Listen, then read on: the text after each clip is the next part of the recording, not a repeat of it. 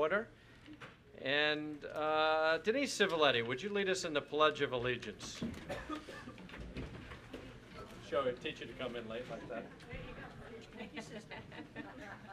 pledge allegiance to the flag of the United States of America and to the republic for which it stands, one nation, under God, indivisible, with liberty and justice for all. All right. Well, maybe Reverend Fink will come in. In my effort to shamelessly promote every downtown business that we have, I have this new T-shirt. I want you to hone in on this. This is the Riverhead project. Dennis McDermott is building a new restaurant in the Chase building down on Main Street. Legislator Romaine actually got his health department permits already for the food services, which is fantastic. He's hoping to open up in April. He's just about right across the street from the aquarium. And so for those business owners that want to be shamelessly promoted, all it takes is, I guess, a free T-shirt to the supervisor. But this is the Riverhead project. This is his logo, and that's why I'm wearing this wonderful red shirt. All right. All right, seeing that you said that, What do you got? wanted to be up on by April is the old Costa Rica, which is going to be a barbecue, home-style barbecue southern restaurant, and they hope to be open by April also. They're working in there feverishly to get it going. Well, that's good. They should see Legislator Romaine for those health department permits. Joan Fink is not here for the invocation. Would anybody like to do the invocation for our town board meeting? I don't see anybody jumping up. Okay, well, then we're going to move on. The minutes. And we have an employee of the year, of the second quarter, rather. You're going to have to approve the minutes. Donna, what's that? Yes, for the end of this. Fourth quarter. I'm sorry, fourth quarter. Donna Trojanowski and Labor Management Committee, you want to come on up? Oh, yeah, I see. I screwed up the order, John. I like to mix it up a little bit. There's our representative from Labor Management. Ooh, thank you very much.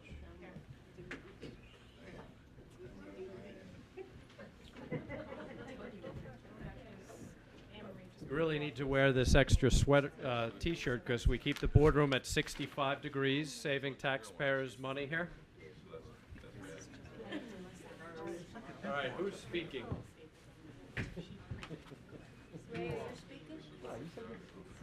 Marianne Tech. Very end.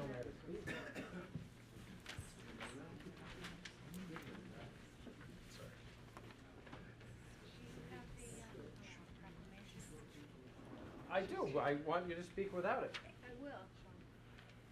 Donna, you come over here, Would you like the proclamation? What, you just asked for? In appreciation of your dedication and kindness, not only to the senior citizens, but to your fellow employees, you represent a fine example of what anyone would regard an outstanding employee. It's been my pleasure, personally, to work in the same building as you, and you've always been positive no matter what the day brings.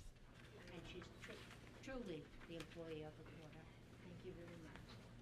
Donna, I just want to say that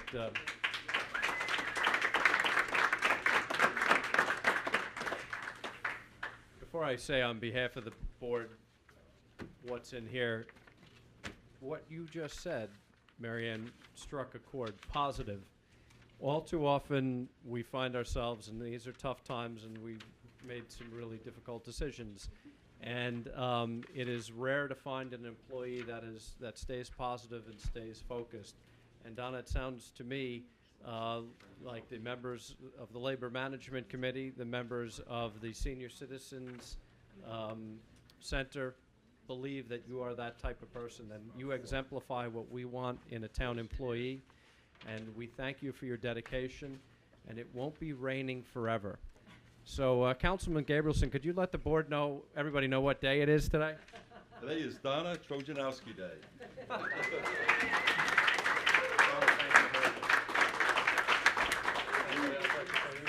Donna has a little something she'd like to say. Do you have your family or anybody here? Or? Yes. Why don't I you do have them have come a on lot up? of my family. Come on up, guys. Yeah. Mom? Come up, Mom. No, they're shy. They're shy, but Uh, they're here. You want to spin the camera around and get some close-up shots?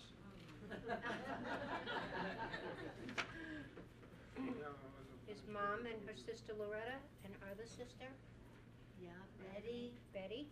and from In the the back. senior Come on. center, I have Miss Margaret, We we have got Margaret. Sue, I got Daryl with me and Judy. I want to say a little something, but I'm nervous, so I'm just going to read it.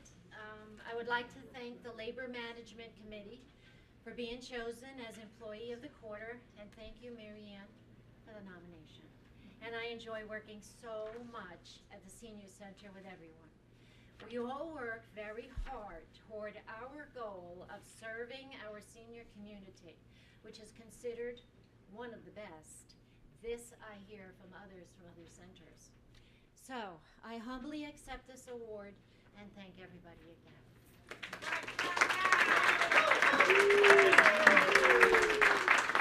On behalf of the board, Donna, thank you for exemplifying everything we look for in an employee. Thank you very much. Have a nice afternoon. Thank you, everybody. Oh, now they're up. Would you guys like to say something? All right, it's, you know, Mama. it's a whole family. Let's get a whole family Thank picture in there. you. Thank Mike, you. step in the picture. Thank you. Yeah. There we go. All right, thank you.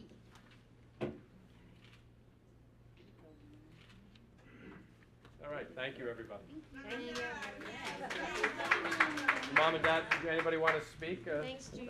Thank you. Oh, and Sean, don't forget a day off with pay and $100 savings bond. A day off with pay and a $100 savings bond goes along with that. Sorry, I forgot about that. Sorry, I.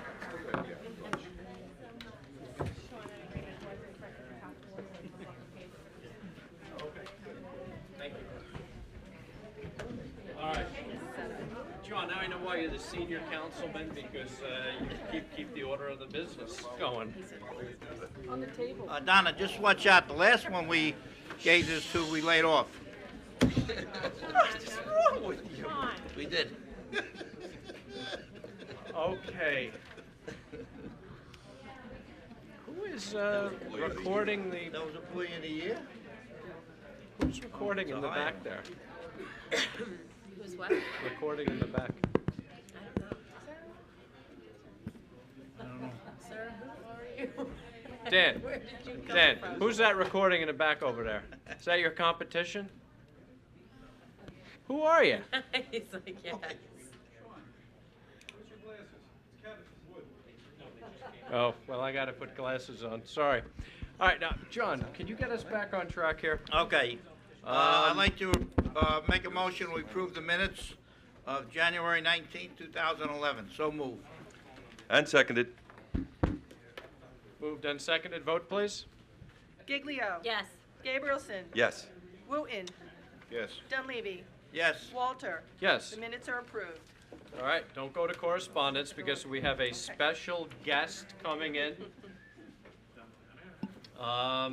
We have Ruger coming in. Carol, if you could bring Ruger in. Oh, here we go. Back up front, board. Is that a weapon?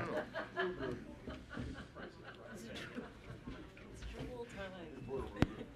You got no Ruger. Do you? From the police department? No, I bought my own. Couldn't wait for the chief to make a decision. In an effort now to shamelessly promote the Riverhead Animal Shelter, every time we have a board meeting at 2 o'clock, and we have animals that like to come to the shelter, we bring them from the shelter to visit us. We bring them. And this is Ruger. It's an American Staffordshire Terrier. Gender, male, neutered, age 3. He's handsome. Ruger is housebroken, knows basic commands, and is very playful. He appears to be good with other dogs and has previously lived with children. He's crate trained, so crating him in a new home should not be a problem. Ruger is up to date with all his vaccinations, is microchipped, and is available for adoption. He actually does look like a great dog. So, Dan, you getting a good shot of that dog there? Look at him. That's a strong dog right there. So he's available for adoption. Come here, guy. Looks like you. Yeah. He looks like me. Here, animal guy. What are you doing? Yeah. I appreciate that. Thank you. All right. Well, he's available at the animal shelter for adoption. How do you spell the name? R-U-G-E-R. We have a press release.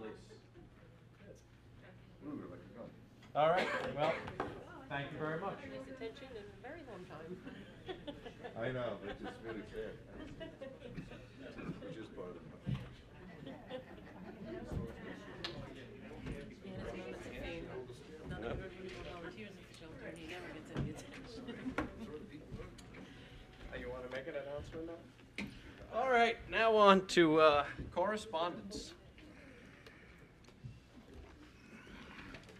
Okay, under correspondence, there was a letter from the group for the East End, and this is from several people, although I just have Jen Hartnagel there. It's also from Dominique Mendez and a couple others, and I'm gonna ask Dominique for her help. Who were the other two, Dominique, that sent in the letter? I didn't bring it in. From the Riverhead Neighborhood Preservation Coalition and Wading River Civic Association and Group for the East End. Okay, Group for the East End, Wading River Civic Association, and Riverhead Neighborhood Preservation Coalition. Riverhead Neighborhood Preservation Coalition. Okay, I got it. Thanks for your help. And they sent in a letter submitted January 28th regarding Wading River Route 25A Western Sound Avenue Corridor Study. Also, a letter from Linda L. Hobson submitted January 28th expressing concern for the residents of Horton Avenue with regard to the storm of March 29th, 2010. Under reports, under tax receiver, total tax collection dated January 20th, 2011, $63,379,013.60. Total tax collection dated January 27th, 2011, $63,589,034.27. Total utility collections for 2010 under the annual report was $3,494,698.52. The Sewer District submitted their discharge monitoring report for December. That should be 2010. And Police Department submitted their monthly report for December. That should also be 2010. And the Town Historian submitted her annual report for 2010. There are no public hearings scheduled for today, and that's it. Okay. Are there any committee reports? Oh, I just want to mention one thing. The hunt up at EPCAL is now ended. It's been somewhat of a success, and the hunters have donated a little under $300 to the animal shelter. Wow. So we appreciate that. We want to thank them for that. Thank you very much. All right. No other reports. Then we will open the floor to public comments. Can I make a motion that we close? We're going to open it up for public comment. CDA?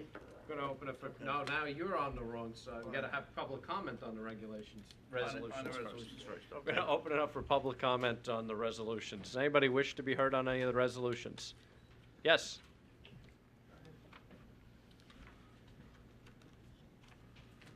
Do I have to state my name? I don't Yes. know. Okay, Sure. Dominique Mendez. That's Wading because River. stenographer takes the minutes Ah, from a tape. I don't see the stenographer's here? No, No. no, they go? take She, the she, tape. No, no. she transcribes. It's not a tape anymore, it's Ah, a okay. CD. She Okay. transcribes, so Oh, nice. Dominique Mendez, Yes, Wading River. Wading River. And I wanted to ask you about Resolution 106.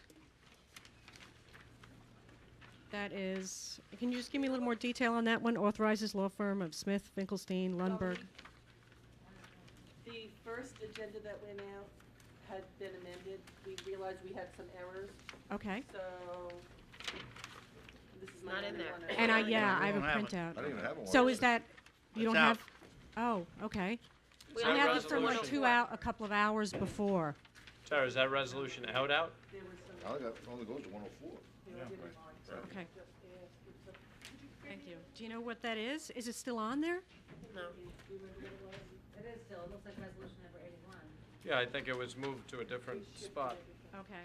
Yes, okay, resolution number 81. You see that one with Smith, Finkelstein, Lundberg, Geisler, Yakubowski, blah, blah, blah. 81. 81. Could you just give me a little more detail on that and what case is it? Just for you. That's the Carr McVeigh case, the Jamesport Manor Inn. Okay, great. So you're retaining a lawyer for that appeal? If this resolution gets adopted, yes. Okay. And although I think I and lots of residents would be very happy if that does pass, and think that's a good thing for the town to do, I did want to raise one issue and just one concern, which is, I'm not sure if you're aware, but I noticed on the firm name is Yakubowski, and Mr. Yakubowski also, I think, represented Jedediah Hawkins in their bid. He's not part of the firm. He's not, His name is still on the letterhead, but he's not part of that firm anymore. he's definitely not part of Correct. the firm and not Yes, associated, that's even though it's on the letterhead. Yes, it's So- their name, like McDonald's. Right. It's just their name, but Don't he's they not normally part of the take firm. lawyers if they're not off the, They he didn't. just stays there indefinitely and, Something Okay. they negotiated among themselves. okay, but he's not, so there's no conflict because, No, Okay. he's not part of that firm. great, thank you very much, that's it. All right, thank you. Does anybody else wish to discuss any resolutions? Matt Hadoff, Riverhead. Resolution 70, 71, and 82.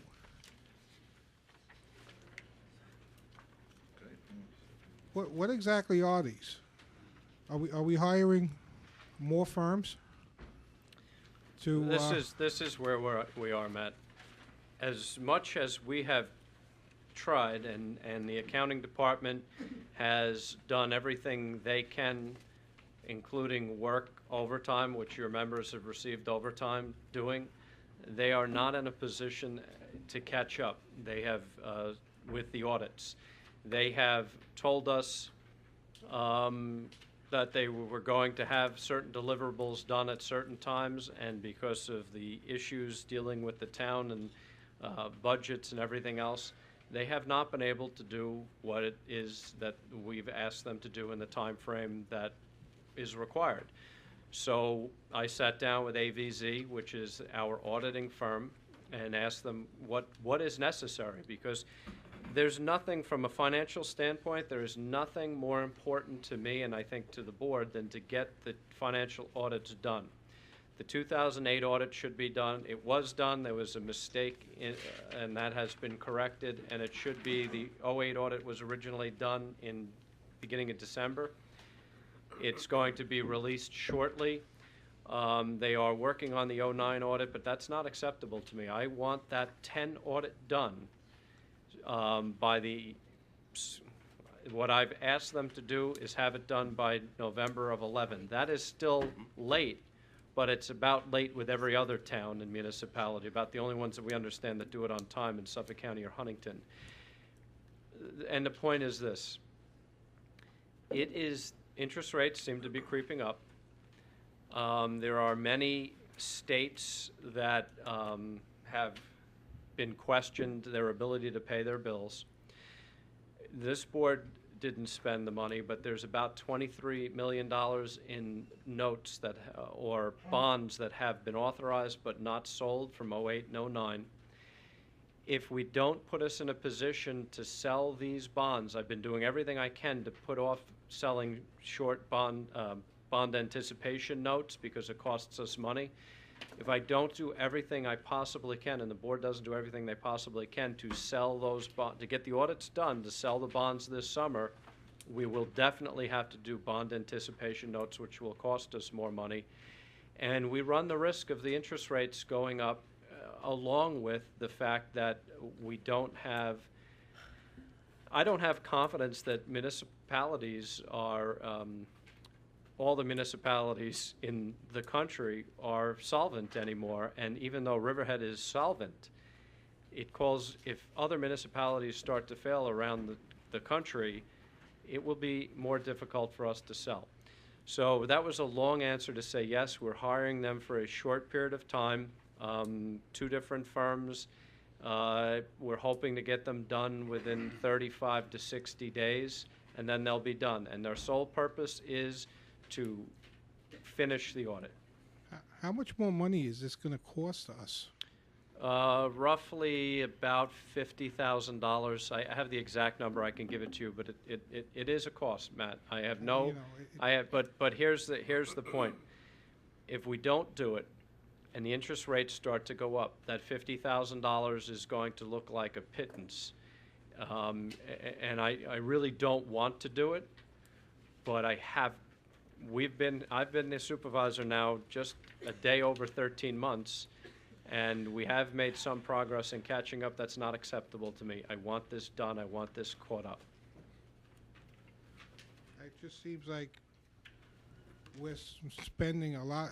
Maybe it's cheaper just to go ahead and do the short-term bonds and get it done with the people that you have. No, it won't be. I don't understand I how we weighed can that. keep throwing good money after bad, and that's what this seems to be. Well, no, this is going to be putting us in a position to have the 2010 audit done for the most part, when it was supposed to be done. Right now, we're putting on the final touches on the 08 audit and working on the 9 audit. It's not acceptable to me. And it is resources, but it has to be done. And $50,000 is bond anticipation notes would be far more expensive than $50,000. Yeah, but we already authorized a resolution earlier in the year for Gallimary for $40,000, and we're told that we wouldn't be making progress, and That's not accurate.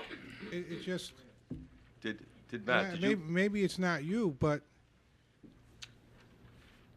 we've always had a financial administrator. How is it that we fell so far behind?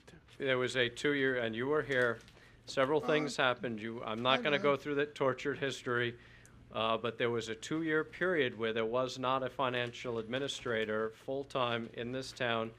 And when we changed auditing firms, the town, and I wasn't here, I don't think anybody on this board was here when we changed auditing firms. Oh, I was. Were you here? Then, when we changed the auditing firms, the things that we found were astonishing, and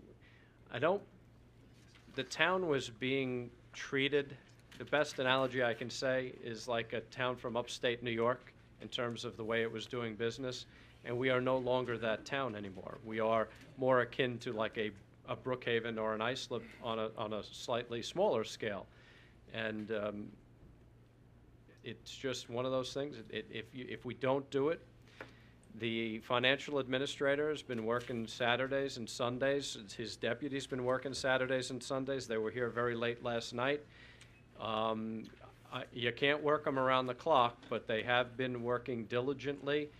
All summer long, when my kids were playing baseball, I'd go by there on a Saturday, and Bill Rothar was there working.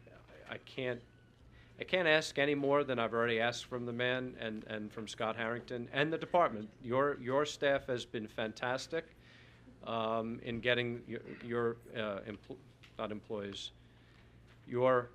union people have been fantastic in helping us in getting the job done. Matt, this is the final push, and as distasteful as it is something we have to do. So what are we looking at? Another 2 months? Probably about 2 months, Bill, do you think, is what we were looking at with these?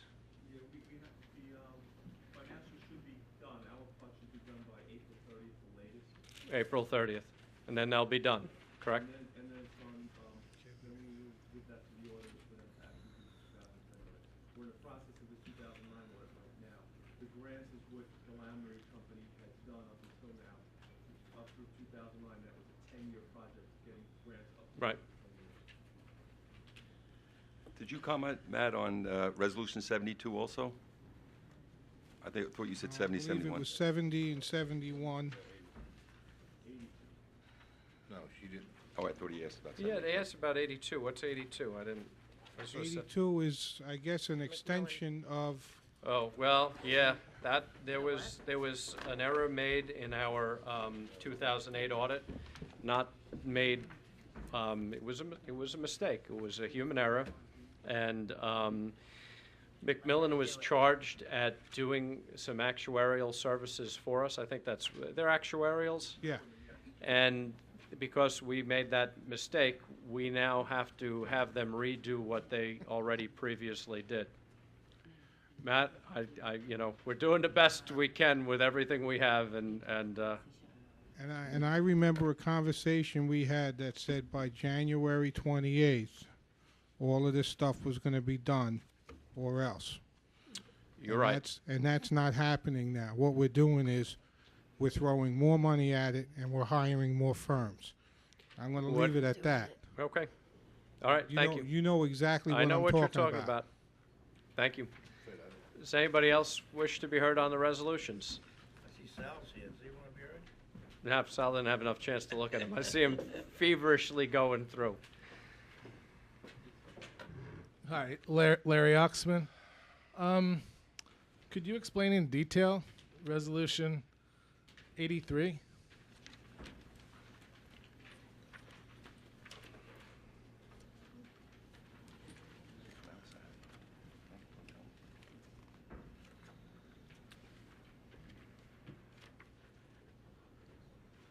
No. The resolution speaks for itself. That's your response? The resolution, you have to read the resolution. And it speaks for itself. The attorneys have told us we had to do this. I'm not sitting up here as an attorney. Bob, if you want to give a brief, very brief. I really don't think we can comment. It's an ongoing litigation, of course, and since we're in litigation, I would concur with the supervisor's comments.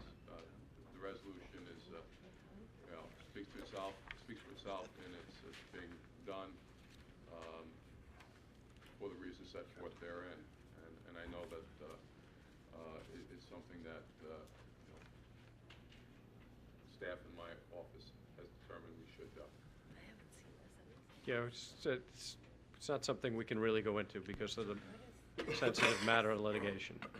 Well, I think that hiding behind the fact that there's litigation pending has very little to do with the fact that the town is putting forth a resolution, whether it speaks for itself or not, and I'm asking for just an explanation of the resolution. I'm not talking about the litigation. And for those that might want to know a little bit more about this, this happens to be the litigation that we're referring to is the town's litigation against Riverhead Park Corp., which is the subject of this property, an ongoing litigation that's been going on for more than 6 years. So I came in here just out of curiosity. I had no idea that this was before me, before the board. And the fact that you're not going to even comment on it, I find that rather outrageous. Again, no one's talking about the litigation that's going on presently. I'm not asking you about the litigation that's going on presently. I'm asking you to address... Tara, can you come up here? I'm asking you to address this resolution that you're passing on behalf of the town. And we have the resolution. You have to read the resolution. If you wish to take it to your attorneys, you can take it to your attorneys. I can't speak any more to that because it has to do with ongoing litigation.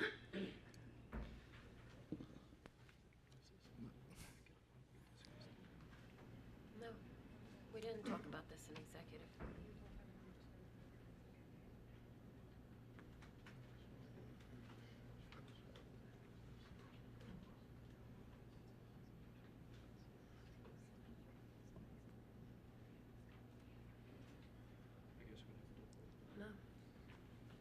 Okay, do you have any other questions? Well, since you can't, Sean, I find your attitude outrageous, quite frankly. I'm not giving you an attitude, Mr. Oxman. What I'm saying to you is this involves litigation. Apparently, you're a party to that litigation, and you're asking me legal advice. And as the town supervisor, I cannot give you legal advice. Our attorney is not going to give legal advice to the board and the public. And what I'm saying to you is bring the litigation, bring the resolution to your attorney, and your attorney probably could explain it. Well, then, let me rephrase my question. I am clearly not asking you legal advice. I'm clearly asking you, as a representative of as a supervisor of the town, to explain this resolution. It's no different than any other resolution that you're going to pass. Actually, it is, because it's litigation. And again, since you're a party to the litigation, and since town supervisors have a tendency and board members to say too much at board meetings that become the subject of litigation, this town supervisor is not going to say much more than you should take this to your attorney and have him review it. Well, it's a matter of public record. You're right. So, very surprising, Sean. Thank you. Thank you.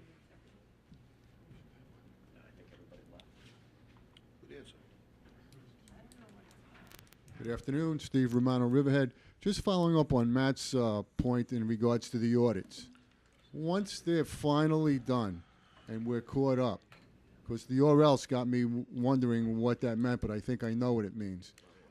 Well, is the board's position and the supervisor's position that from now on, if it's not done, somebody's head's going to roll? I'm sorry, Steve. Is somebody's head going to roll if this doesn't get done? No, no, no. After it's all done and caught up, because apparently this is from prior administrations, prior boards. Is somebody's head going to roll if it? Yes. Okay, so no, Yes. once we spend this money, we're caught up in the future. People will be held accountable. If I don't go into the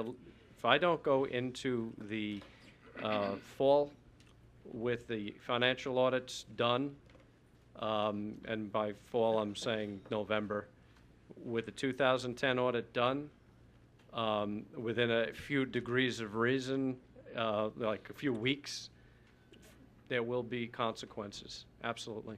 So it's the position that they would have enough staffing for the future to Moving continue- forward, yes. Moving forward. Well, actually, I should not say that because there's a couple things the audits are calling for. The audits are calling for a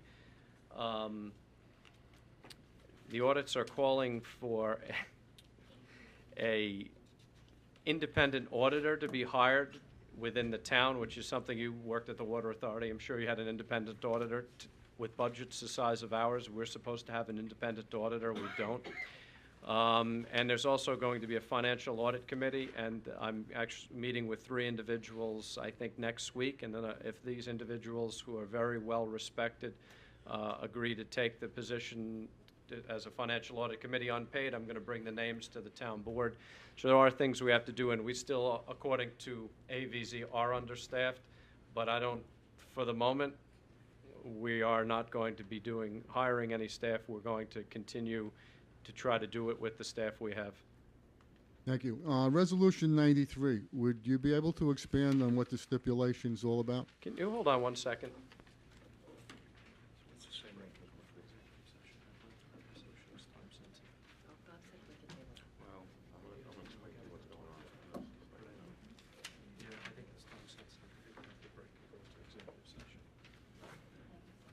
I'm sorry, go ahead. Resolution 93, would you be able to expand on what the stipulation states? Is it a generic stipulation for all the employees, or is it something personal of nature for one employee? No, this is a stipulation. When the town, on December 27th, when I closed town hall because of the blizzard conditions, the staff that normally report to town hall, senior centers, places like that, had an excused absence.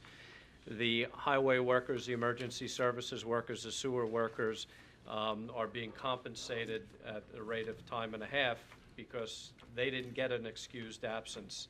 And it's basically something, I don't want to use, something a town does under the union contract, and we've done in the past. I'm choosing my words carefully. Okay, just so I'm clear, the stipulation is different than the one that you passed at the last board meeting, allowing the people a day off without charging their time. This is a stipulation for the people that came in to pay them at time and a half. No. Yes.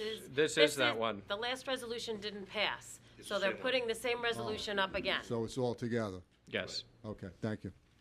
Okay. Anybody else wish to be heard on the resolutions?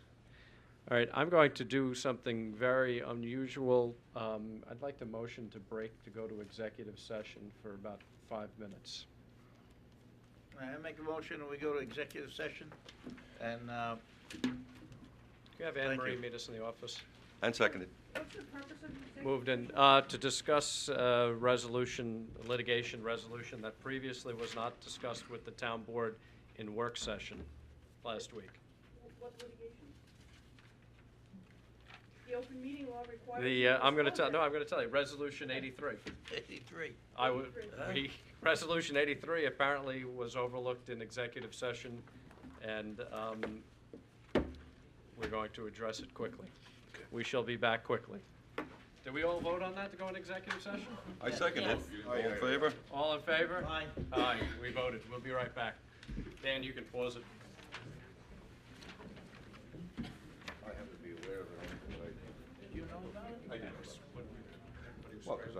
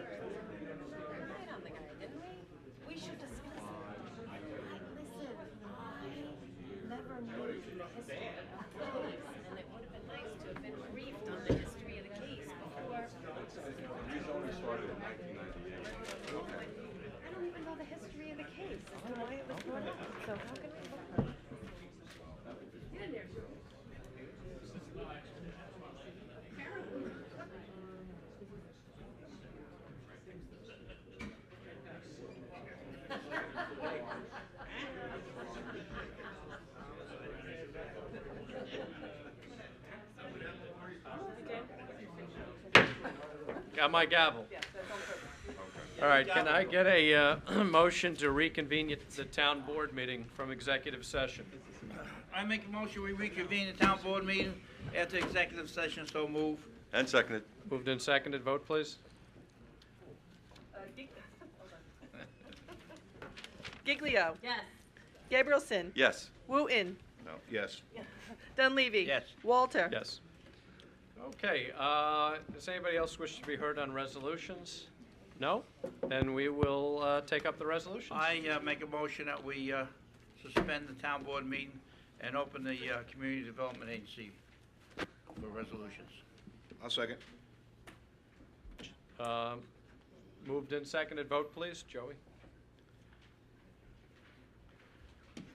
Moved and seconded, vote please. Aye. Giglio, yes. We're a mess today, huh? Call the restaurant. Yes. Are you calling it, Diane? Giglio. Is Joey calling? No. I thought Joey was calling. Oh, Joey, stay here. Stay there, Joey. Go ahead, call it. Okay, I'll do. You're on. Okay. I think Jody Diane should do is. it. Go ahead, Diane, call it. Jody was doing a good job. Joey's call it, Diane. Okay, Giglio. Yes. Gabrielson. Yes. Wooten. Yes. Dunleavy. Yes. Walter. Yes. Okay, so now we're in the CDA meeting. Joey, we have a couple resolutions. One resolution? Two. Two resolution? Okay. Go ahead, Joey, call them out. The first one is a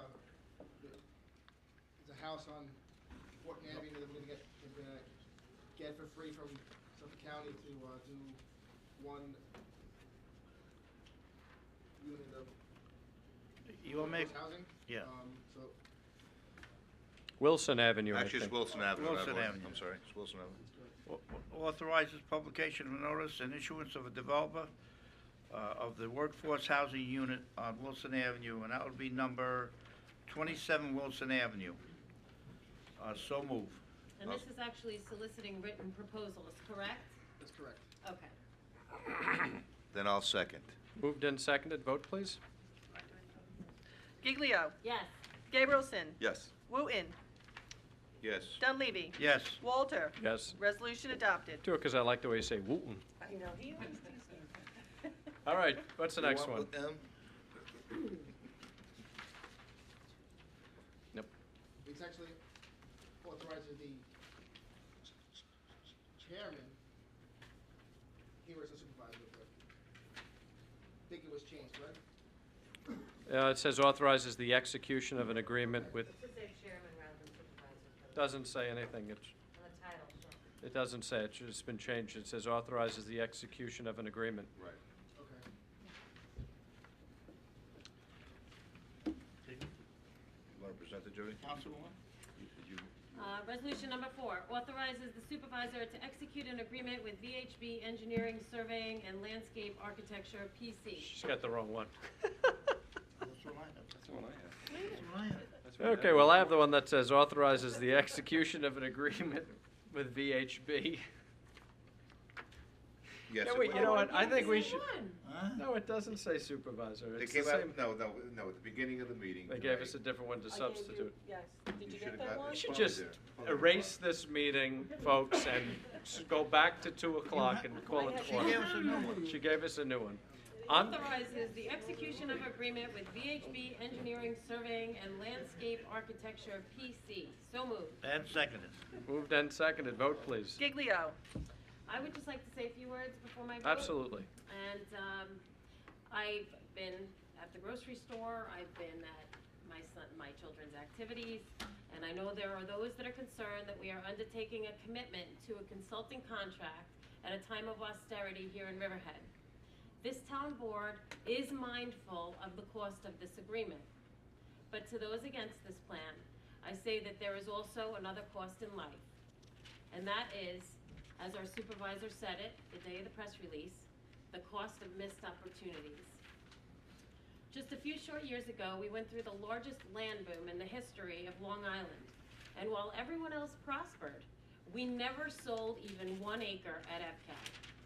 Because we must do what the state has been telling us to do since 2005. We must do the environmental study.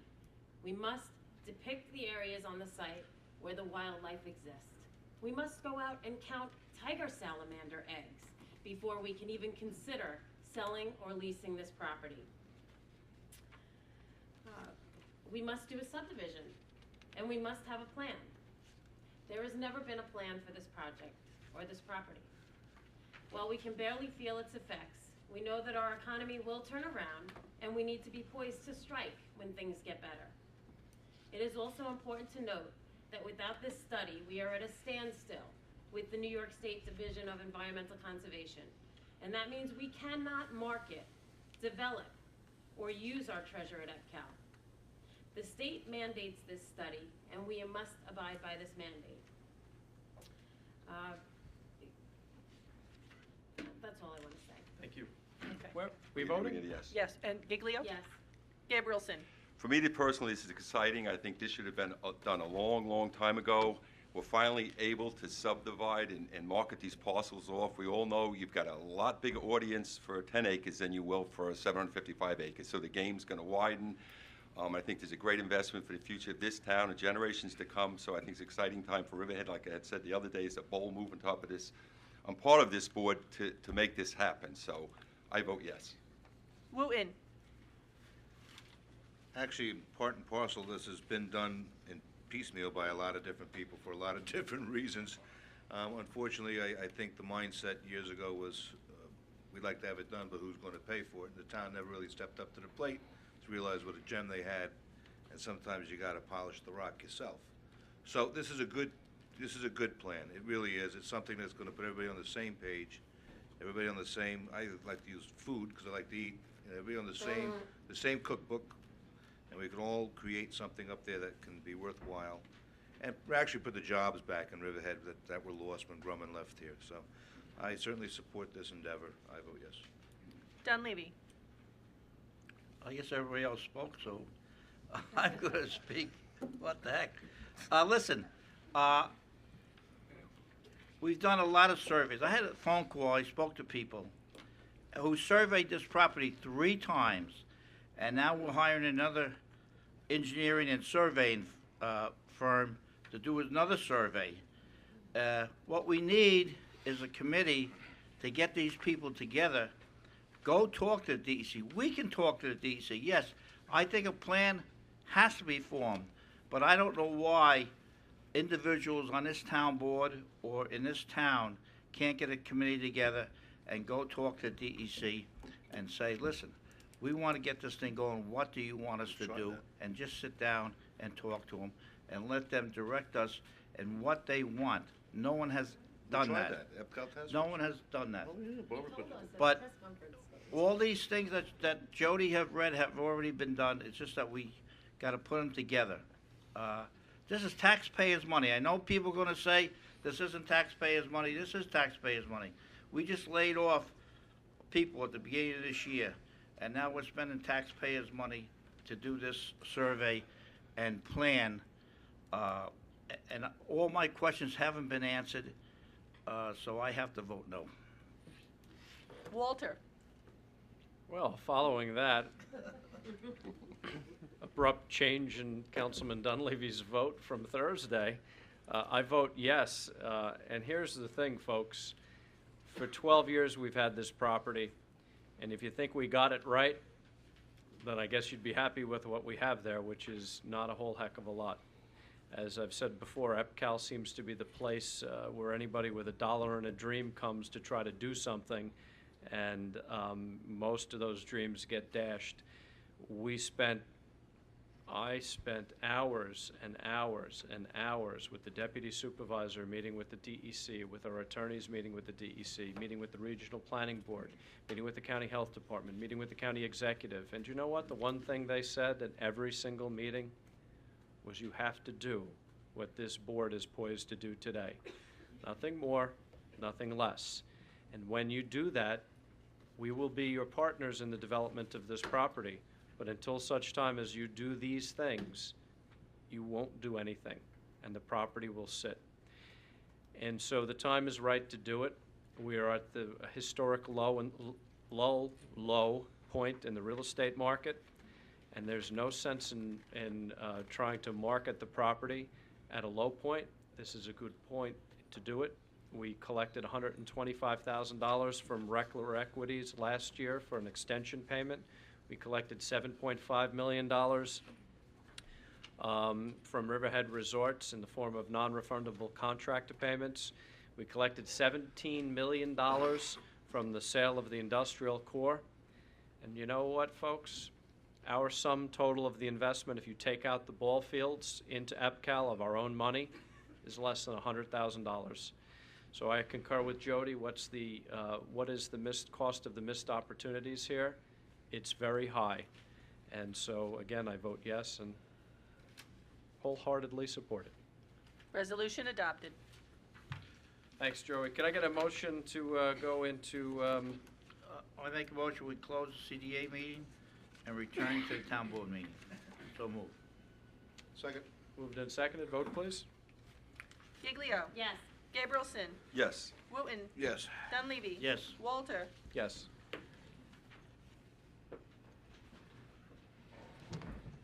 Okay. Let me just call. Call them up. Okay. Resolution 70. Authorization for the supervisor to execute an agreement with East End Accounting Services Corporation. So moved. Seconded. Moved and seconded. Vote, please. Giglio. No. Gabrielson. Yes. Wooten. Yes. Dunleavy. This is something, and I think the supervisor spoke very eloquently about this. It's something that we have to do to get this town and get our bond rating going. So I'm going to vote yes. Walter. Yes. Resolution adopted. Resolution 71. Authorization for supervisor to execute an agreement with the Calamari Company Incorporated. So moved. And seconded. Moved and seconded. Vote, please. Giglio. No. Gabrielson, Yes. Wooten, Yes. Dunleavy, Again, my last statement goes the same for this one, so I vote yes. Walter. Yes. Resolution adopted. Resolution 72. Authorizes attendance at the Government Finance Officers Association Annual Conference. So moved. And seconded. Moved and seconded. Vote, please. Giglio, Yes. Gabrielson, I think there's somewhat of a conflict of the other two resolutions. I mean, we're talking about time sensitive. We have to move and hire extra accountants to get the work done. At the same time, we're going to send our accountant away to a conference when, you know, we really need them to be here in this situation. I think it's kind of an emergency situation, so I vote no. Wooten, Yes. Dunleavy, This is only for 2 days. It's in April 6th and April 8th, and by that time, this should all be settled, and we should be on our way. And Well- education is very important. I agree. That's how we got in this problem, and I think Yes. education is number one, so I vote yes. Walter. No. Resolution is adopted. Resolution 73. Grangeville Park bulkheading Phase 2, budget adjustments, so moved. Seconded. Moved and seconded. Vote, please. Giglio, Yes. Gabrielson, Yes. Wooten, Yes. Dunleavy. Yes. Walter. Yes. Resolution adopted. Resolution 74. It ratifies the acceptance of the New York State Archives Local Government Record Management Improvement Fund Inventory Grant. So moved. And seconded. Moved and seconded. Vote, please. Giglio, Yes. Gabrielson, Yes. Wooten, Yes. Dunleavy, Yes. Walter. Yes, this is a $60,000 grant for, this is for you, Yes, Diane. yes, And it we is. don't even Congratulations. have to match it. No? It's just outright Yeah. giving us money. Yeah, That's it's a pretty good good. thing. Resolution adopted. Resolution 75. Authorize town Do we clerk have to some advertise for discussion bids. Before you move that, did we run this through? Yes, Anne-Marie. And this is acceptable? Okay. Let's go ahead, George, I'm Are sorry. we back to 75? Yes. Authorize town clerk to advertise for bids on 1979 Peterbilt tractor or equal. So moved. And seconded. Moved and seconded. Vote, please. Giglio, Yes. Gabrielson, Yes. Wooten, Yes. Dunleavy. Yes, I just want to say that I think our highway superintendent's doing a great job. I was up there at the highway, and he has a old fire department water truck that he just painted and we're going to use for brine for the ice. He has an old New York City truck that he just bought, that he's using the sand. It still has on the front window where it came from, the sanitation department of New York City. But to save our taxpayers money, this is what we have to do. And I just want to thank him and vote yes for this. Walter. Yes, and I commend our highway department workers. They are doing a fantastic job. I know some of the residents aren't happy because of the volume of snow, but they are doing a fantastic job. Yes. Resolution adopted. Resolution 76. Authorizes the town clerk to advertise for bids on a 1995 Summit aluminum trailer or equal. So moved. And seconded. Moved and seconded. Vote, please. Giglio, Yes. Gabrielson, Yes. Wooten, Yes. Dunleavy, Yes, again, what I said before. Walter. Yes. Resolution adopted. Resolution 77. Authorize highway superintendent to attend the annual National Truck Equipment Association Convention. So moved. I'll second. Moved and seconded. Vote, please. Giglio, Go learn, Gio. Yes. Gabrielson, I have to be consistent in my position right through, including in the fall, that we can't afford right now to send people to conventions. This all can be done online, so I vote no. Wooten, I think your liaison should go with you. Trying to get that vote yes. out of this board. that was a yes, right? Dunleavy, Again, this is where he's finding out about these used trucks that we have to buy to keep this highway department going. It's educational, it's informative, and the only way that we can stay on top of these things is for him to go and get this education. So I vote yes. Walter. I love you, Gio, but no. Resolution adopted. Resolution 78.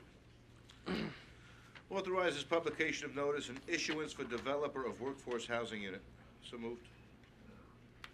And seconded. Moved and seconded. Vote, please. Yes. Giglio, Yes. Gabrielson, Yes. Wooten. Yes. Dunleavy. Yes. Walter. Yes. Resolution adopted. Resolution 79. Amends Resolution Number 1095 of 2005. So moved. And seconded. Moved and seconded. Vote, please. Giglio. Yes. Gabrielson. Yes. Wooten. Yes. Dunleavy. I vote yes. This is just adding a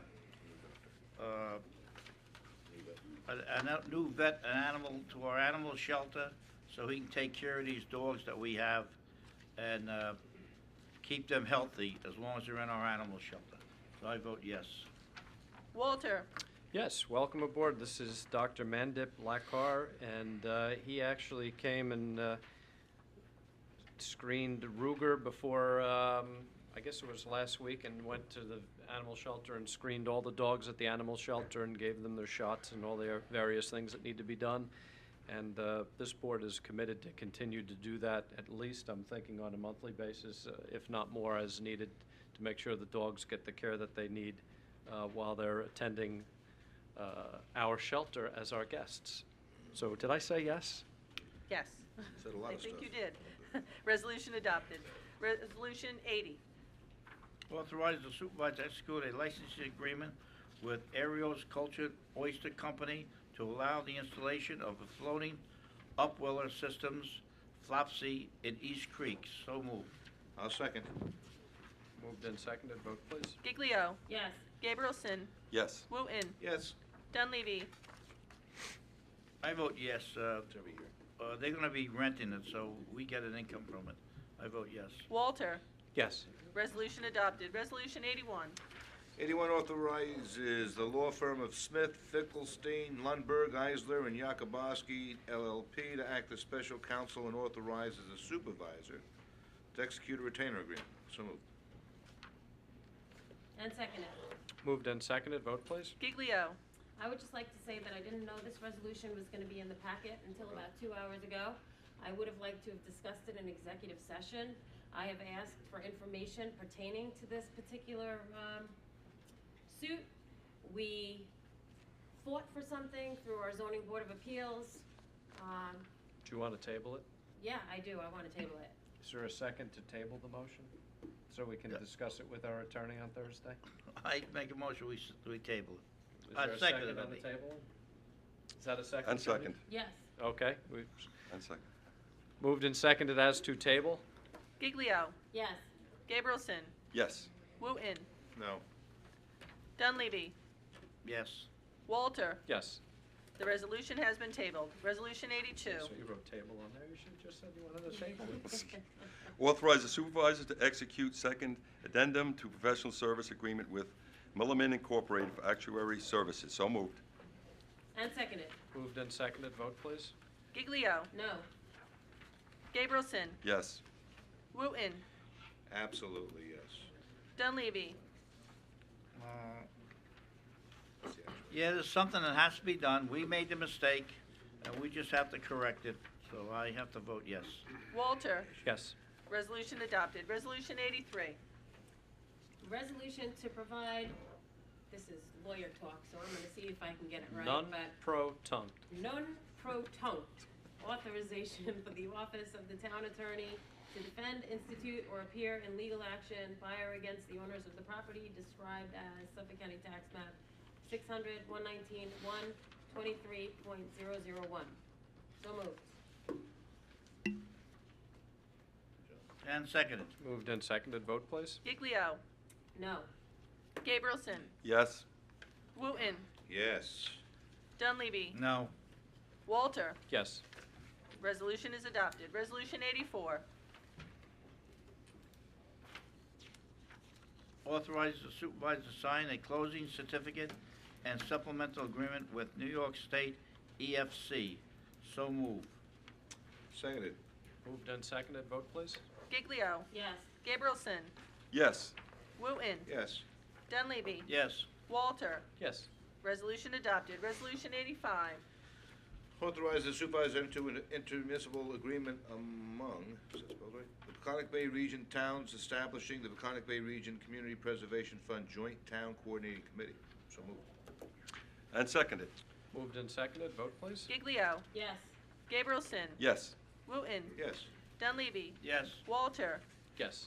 Resolution adopted. Resolution 86. Public access to records policy. So moved. And seconded. Moved and seconded, vote please. Giglio. Yes. Gabrielson. Yes. Wooten. Yes. Dunleavy. Yes. Walter. Yes. Resolution adopted. Resolution 87. Authorizes the town clerk to advertise for bids, project number RDWD 10-03, interim and permanent treatment at well number 17-1, contract G-general and mechanical construction, contract E/electrical construction, Riverhead Water District. So moved. And seconded. Moved and seconded, vote please. Giglio. Yes. Gabrielson. Yes. Wooten. Yes. Dunleavy. Yes. Walter. Yes. Resolution adopted. Resolution 88.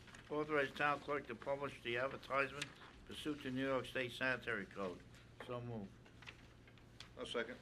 Moved and seconded, vote please. Giglio. Yes. Gabrielson. Yes. Wooten. Yes. Dunleavy. Yes. Walter. Yes. Resolution adopted. Resolution 89. It reappoints members to the Suffolk County Town of Riverhead Empire Zone Administrative Board. So moved. And seconded. Moved and seconded, vote please. Giglio. Yes. Gabrielson. Yes. Wooten. Yes. Dunleavy. Yes. Walter. Yes. Resolution adopted. Resolution 90. Board's bid for work clothes. So moved. And seconded. Moved and seconded, vote please. Giglio. Yes. Gabrielson. Yes. Wooten. Yes. Dunleavy. Yes. Walter. Yes. Resolution adopted. Resolution 91. Ratifies an appointment for a call-in assistant recreation leader to the Recreation Department. So moved. And seconded. I'm sorry, moved and seconded, vote please. Giglio. Abstain. Gabrielson. Yes. Wooten. Yes. Dunleavy. Yes. Walter. Yes. Resolution adopted. Resolution 92.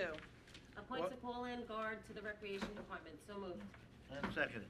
Moved and seconded, vote please. Giglio. Abstain. Gabrielson. Yes. Wooten.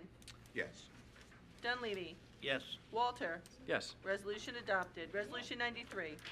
Authorize the supervisor to execute a stipulation with Local 1000, AFSCME, AFL-CIO, Riverhead Unit of the Suffolk County Local Number 852. So moved. I'll second. Moved and seconded, vote please. Giglio. No. Gabrielson. Yes. Wooten. Yes. Dunleavy. Yes. Walter. Yes. Resolution adopted. Resolution 94. This adopts a local law amending Chapter 64 entitled Fire Prevention of the Riverhead Town Code. So moved. And seconded. Moved and seconded, vote please. Giglio. Yes. Gabrielson. I just want to say it's for some of the operational permits around town. We brought our permit fee in line with Brookhaven and Southampton, so we're either equal or even still less. It'll bring in, by the existing 2010 amount of permits we have this year, it should bring in an additional $15,000. I vote yes. Wooten. Yes. Dunleavy. Yes. Walter. Jim, you awake down there? I am. Yes. Resolution adopted. Resolution 95. Authorizes the town clerk to publish and post public notice of public hearing to consider a local law to amend Chapter 101 entitled Vehicles and Traffic of the Riverhead Town Code. That's 101-8, weight limits of 8 tons. Okay, So moved. I would like to amend the resolution to, it seems to be something that we messed up on last time. Diane, this really concerns you. I'd like you to send this to the Brookhaven Town Supervisor's Office Okay. and let them distribute it, because we're going to amend the road to 8 tons, but they start out in Brookhaven, so if you get a heavy truck coming from Brookhaven, they have no place to turn around. I did speak to Supervisor Lesko about Wading River Manor Road, or I guess it's Schultz Wading Road. River Schultz Road, when it enters Brookhaven, and I don't, know whether they've had the opportunity to look at it, but we need to amend it to send it to Brookhaven Town. I second As the amendment. amended, then. Is that okay? Yes. Yes. Okay. So moved as amended. And seconded. Moved and seconded, vote please. Giglio.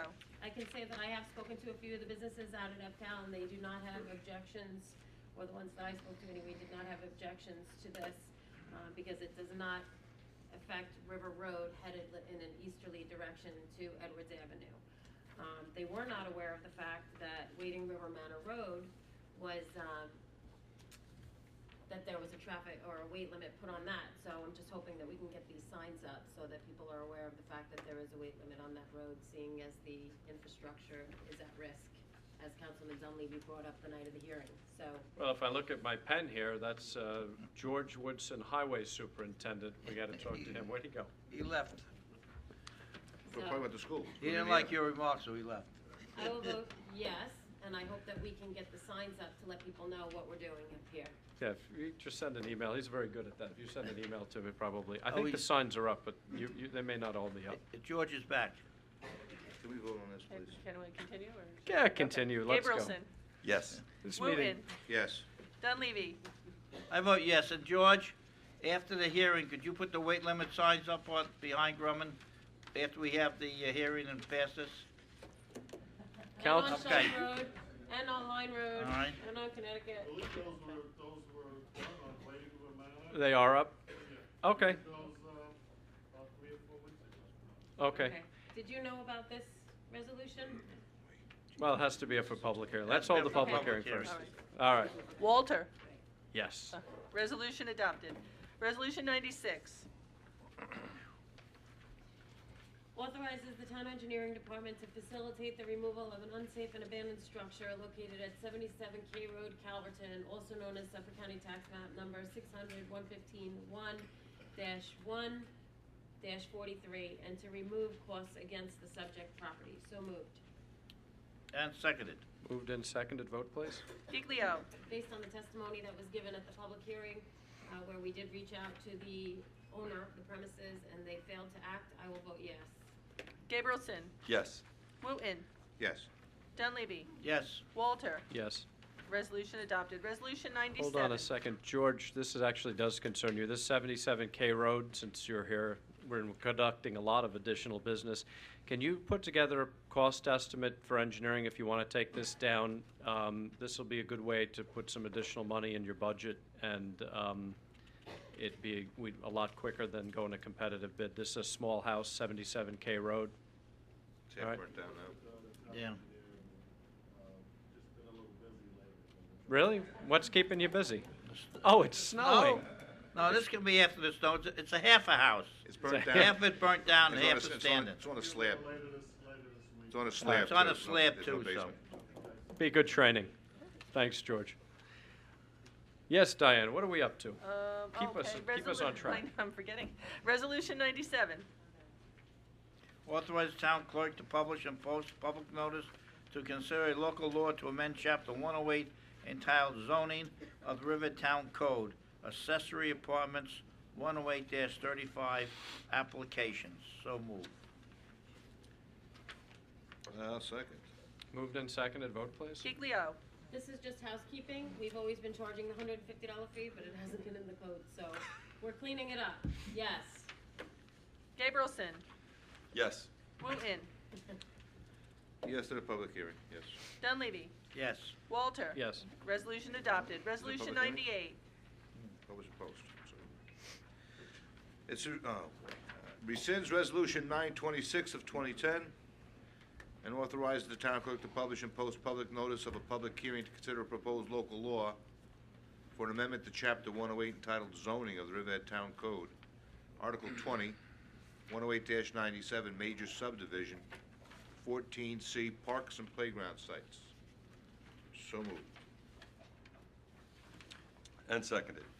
Moved and seconded. Vote, please. Giglio. Yes. Gabrielson. This is moving the fee, the existing fee is $5,000 per each lot in a subdivision. This will drop it to $3,000. I vote yes. Wooten. Yes. Dunleavy. Yes. Walter.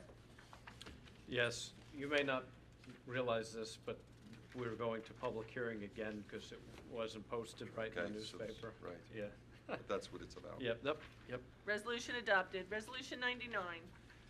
Rescinds Resolution 853 of 2010 and authorize town clerk to publish and post public notice to consider a local law to amend Chapter 108 entitled Zoning of the Riverhead Town Code, and that would be Peconic River Community Zoning Use District.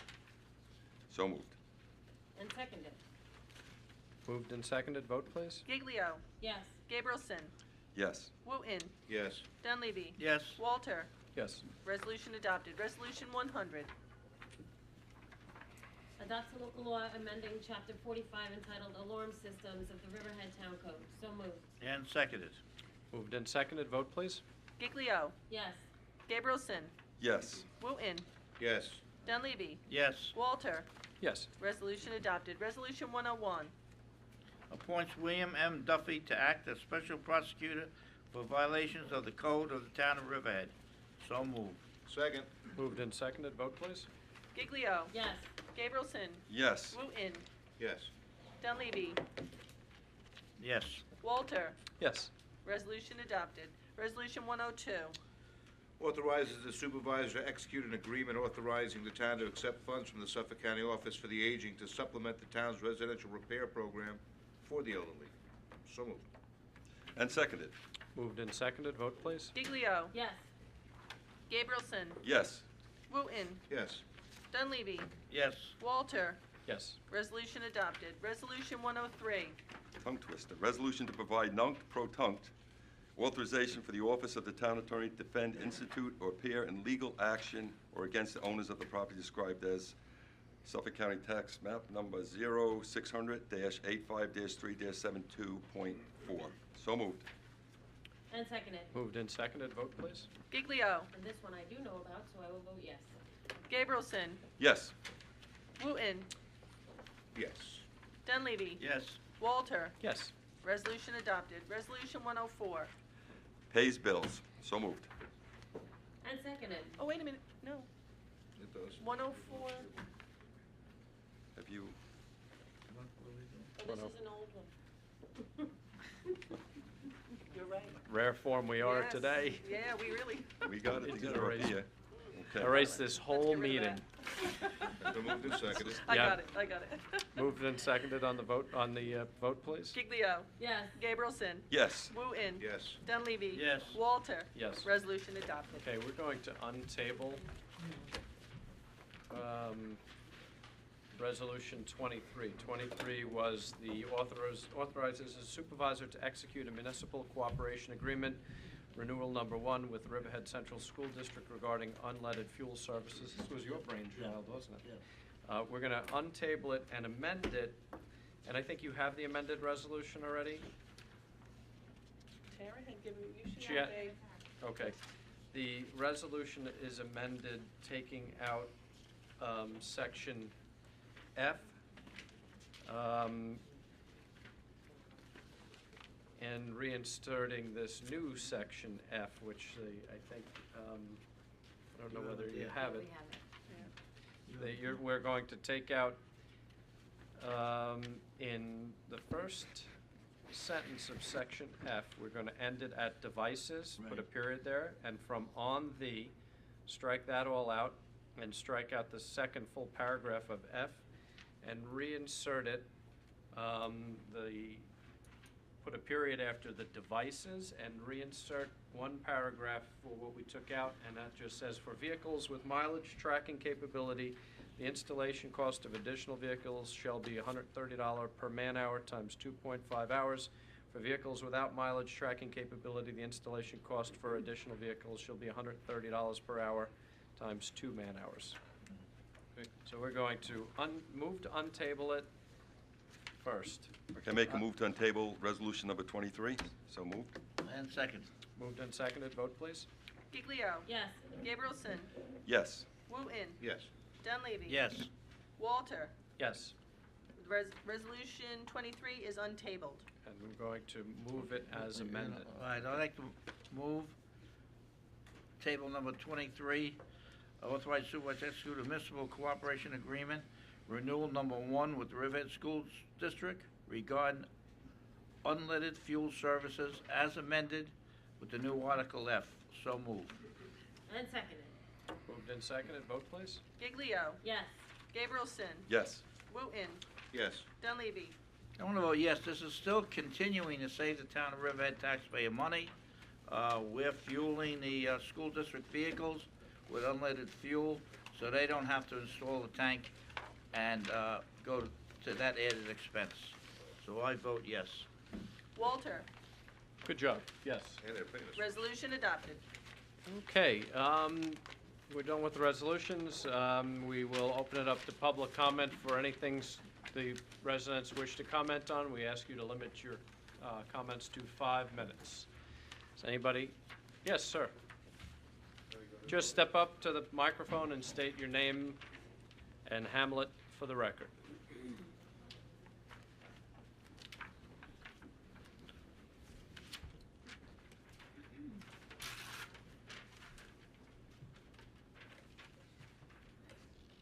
My name is Joseph Vento. I live in Port Jefferson. I own property in Wading River. It's called the Southwest Quadrant, what the Main Street concept was through the Hamlet study. I've been trying to utilize this property over a period of years. It was bought between me and my father to utilize it because we live in the area and have stores in the area. It was bought in '88, went through the Hamlet study. It was altered. Then they devised where we had to put a Main Street concept through it. Plans had to be redone. My existing developing partners who are contractors, they could have built it. They went bankrupt, so I bought the property at foreclosure in '89. And due to the fact of how long it took me to recoup the cost of buying the property, I didn't start resubmitting plans until '94 going into '95. Shortly after that, things happened that I couldn't develop it. Going into the later part of the '90s, into 2000, I had a very good option to where a Stop and Shop was going to be going there, and it was a done deal. It was through Richmond Corporation. Then your moratorium for the second time came through.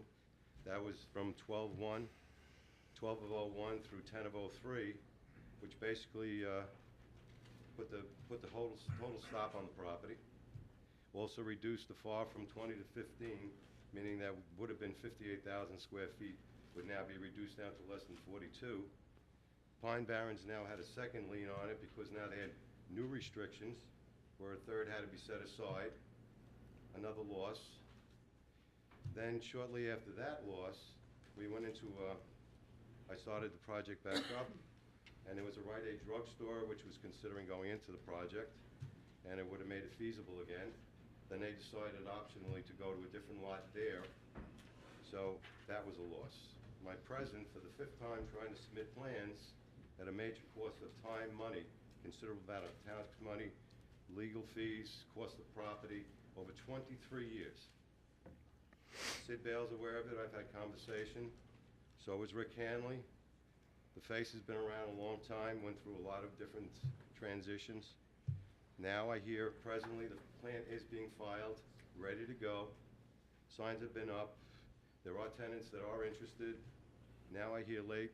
I've always been very open to civic associations, as Sid Bale is aware of, and so on. Now there's new people that are deciding that this is not the correct use for the property that I was purchased for. I'm going to give you a brief background as to where my family is in this area. Bottom line it is, what you're calling now an FE something or another, GEI, something, a new restriction to reevaluate environmental issues and traffic patterning. After 23 years, 4 sets of plans, and now it's being filed, I think I have a right to use my property or expect to do that. I've been always open-minded, said to the civic associations and everybody else that's involved. My family has been in the area for over 55 years. We've had 5 or 6 businesses in the Port Jeff area for many years. My sister is a teacher. Now she's a substitute teacher in the Shore and Wading River District, has lived in Wading River for 31 years. I guess we're considered community people. We're not just transient, just coming in. Several of these articles I've read make us look rather ridiculous, and we're here just to take. We originally bought this property to put a shoe store in because that was the business we were in. And from then, it went forward. We love Wading River. Bottom line is, at this point in time, I'd like to say I have a right to utilize property.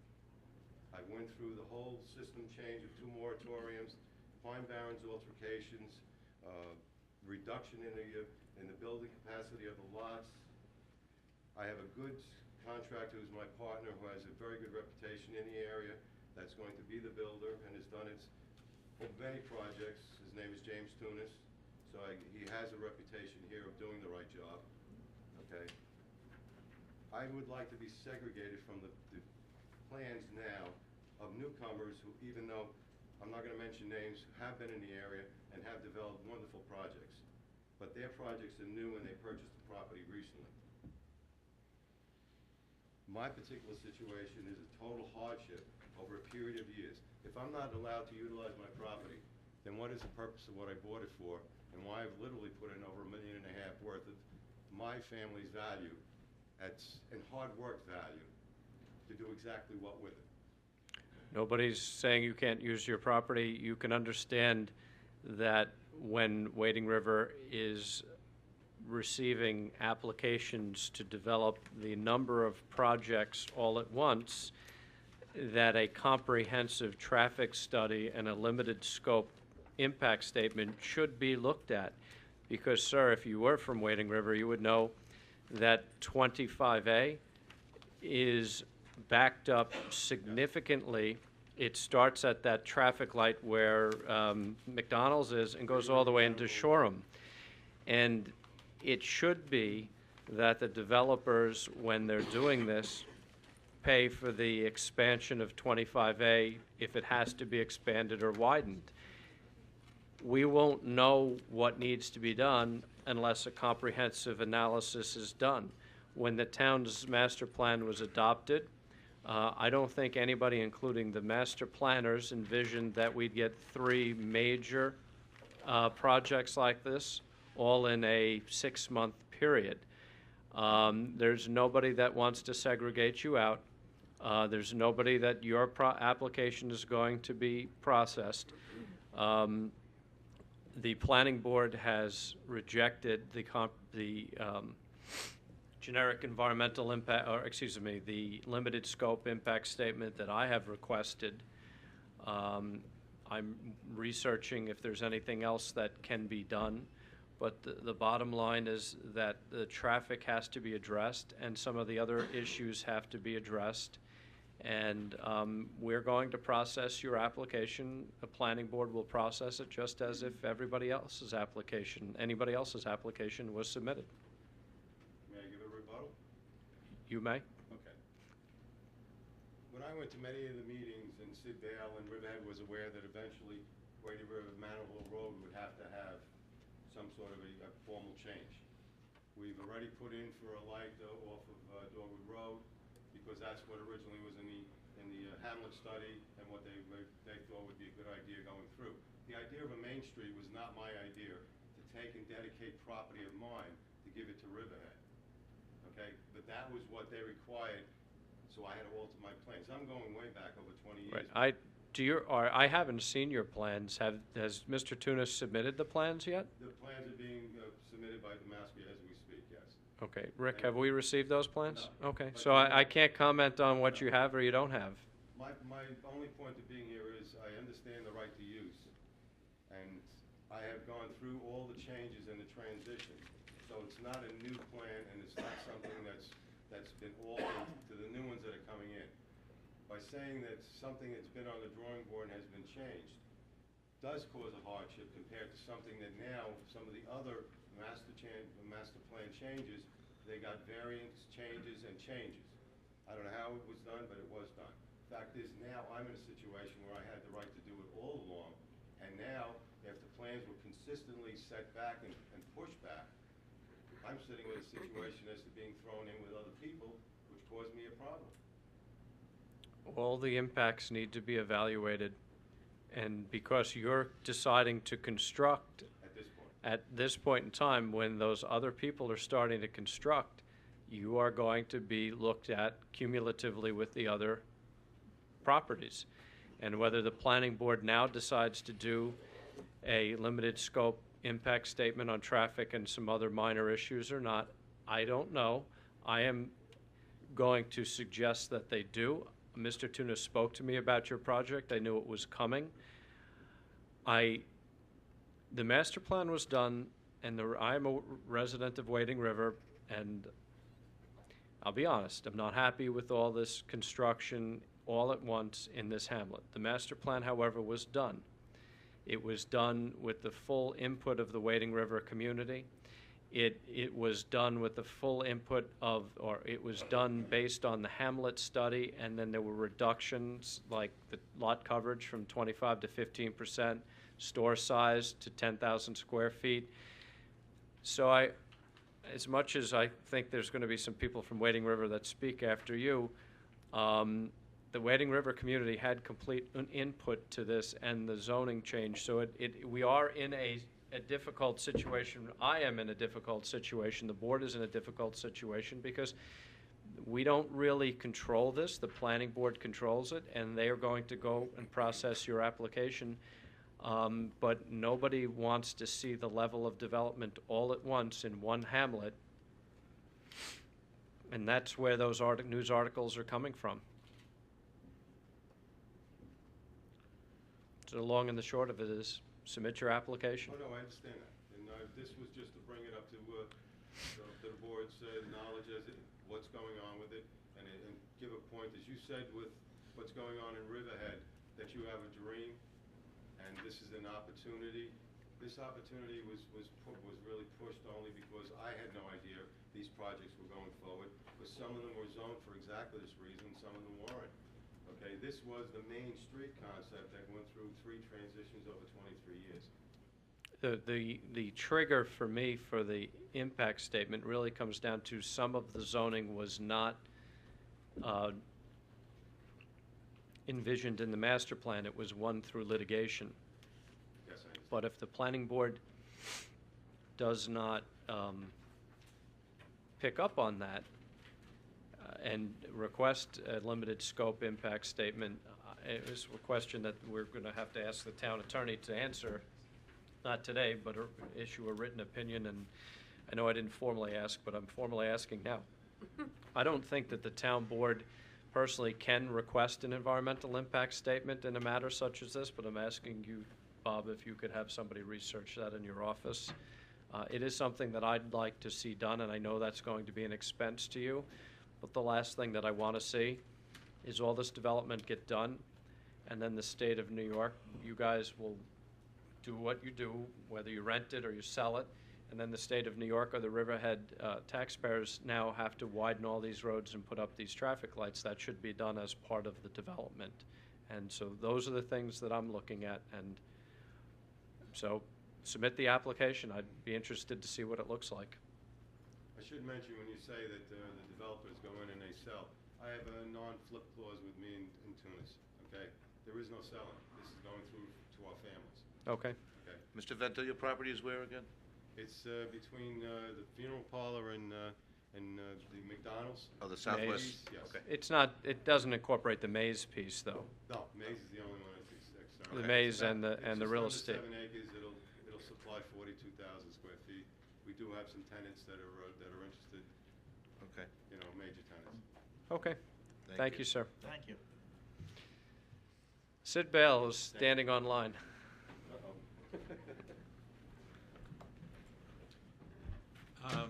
Sid Bale, First Vice President of Wading River Civic Association. First of all, I'd like to say that I know Mr. Vento, and over the years, almost like 20, 23 years, that I've always found him to be a gentleman and an honorable person.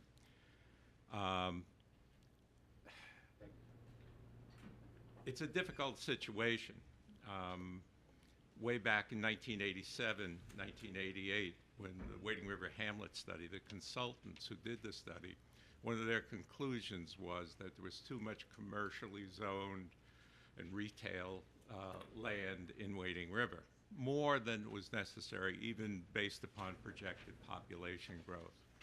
So some things were incorporated in the Hamlet study that reduced some of the commercial and retail space. Fast forward to 2003. It's actually about 1999 when the process began. It started under Vinnie Villela, and Supervisor Kazakevich. We had some very fun-filled hours together going through that. He's describing him that way. But the different set of consultants in 2003 also said there's too much commercially zoned land based upon population projections, et cetera. And they said also that it was clear that the residents of the area had no desire to become the new Route 58. All right. It was also clear that we were trying to avoid suburban sprawl. And now, as you know, it's what's the old saying about if you think you like sausage, you don't want to see how it's made. Well, in a way, like there was a lot of give and take in terms of the planning that the final document that came in 2003. And yeah, one of the changes in business CR was the introduction of a limit on the size of store sizes to 10,000 square feet. And I think that was really, really significant. But as the supervisor pointed out, after the adoption of the comprehensive plan in 2003, there were certain court rulings on behalf of certain property owners that eliminated a transition zone, which would have been just to the east of the CVS store, et cetera, and it went back to the old zoning, business CR, and that's the piece that Mr. Zumas is developing, which is his right, I guess, but that's a significant chunk of development that wasn't envisioned in 2003. Mr. Barra's piece, I'm not even quite sure how that still remained business CR. But the use of it to many people in the area, at least in the community that I've talked to, seems a rather intensive use under business CR. And it's more than a mile or a mile and a half away from the area that the consultants and the comprehensive plan visioned as the center of the business district. So you're creating sprawl. Okay. Now, what's the answer? Well, some of us turned to the planning board. We didn't get very far. The planning board rejected the idea of a cumulative study. So you have a letter that's before you. It was signed by 4 different groups, or from 4 different groups, that suggests an approach. Is it the best approach to get a comprehensive look at this? I don't know. I don't know. If the supervisor is saying that you're exploring various options, that's good also. But what I do know is this. We can do nothing and say, could have done a better job in 2003, all right?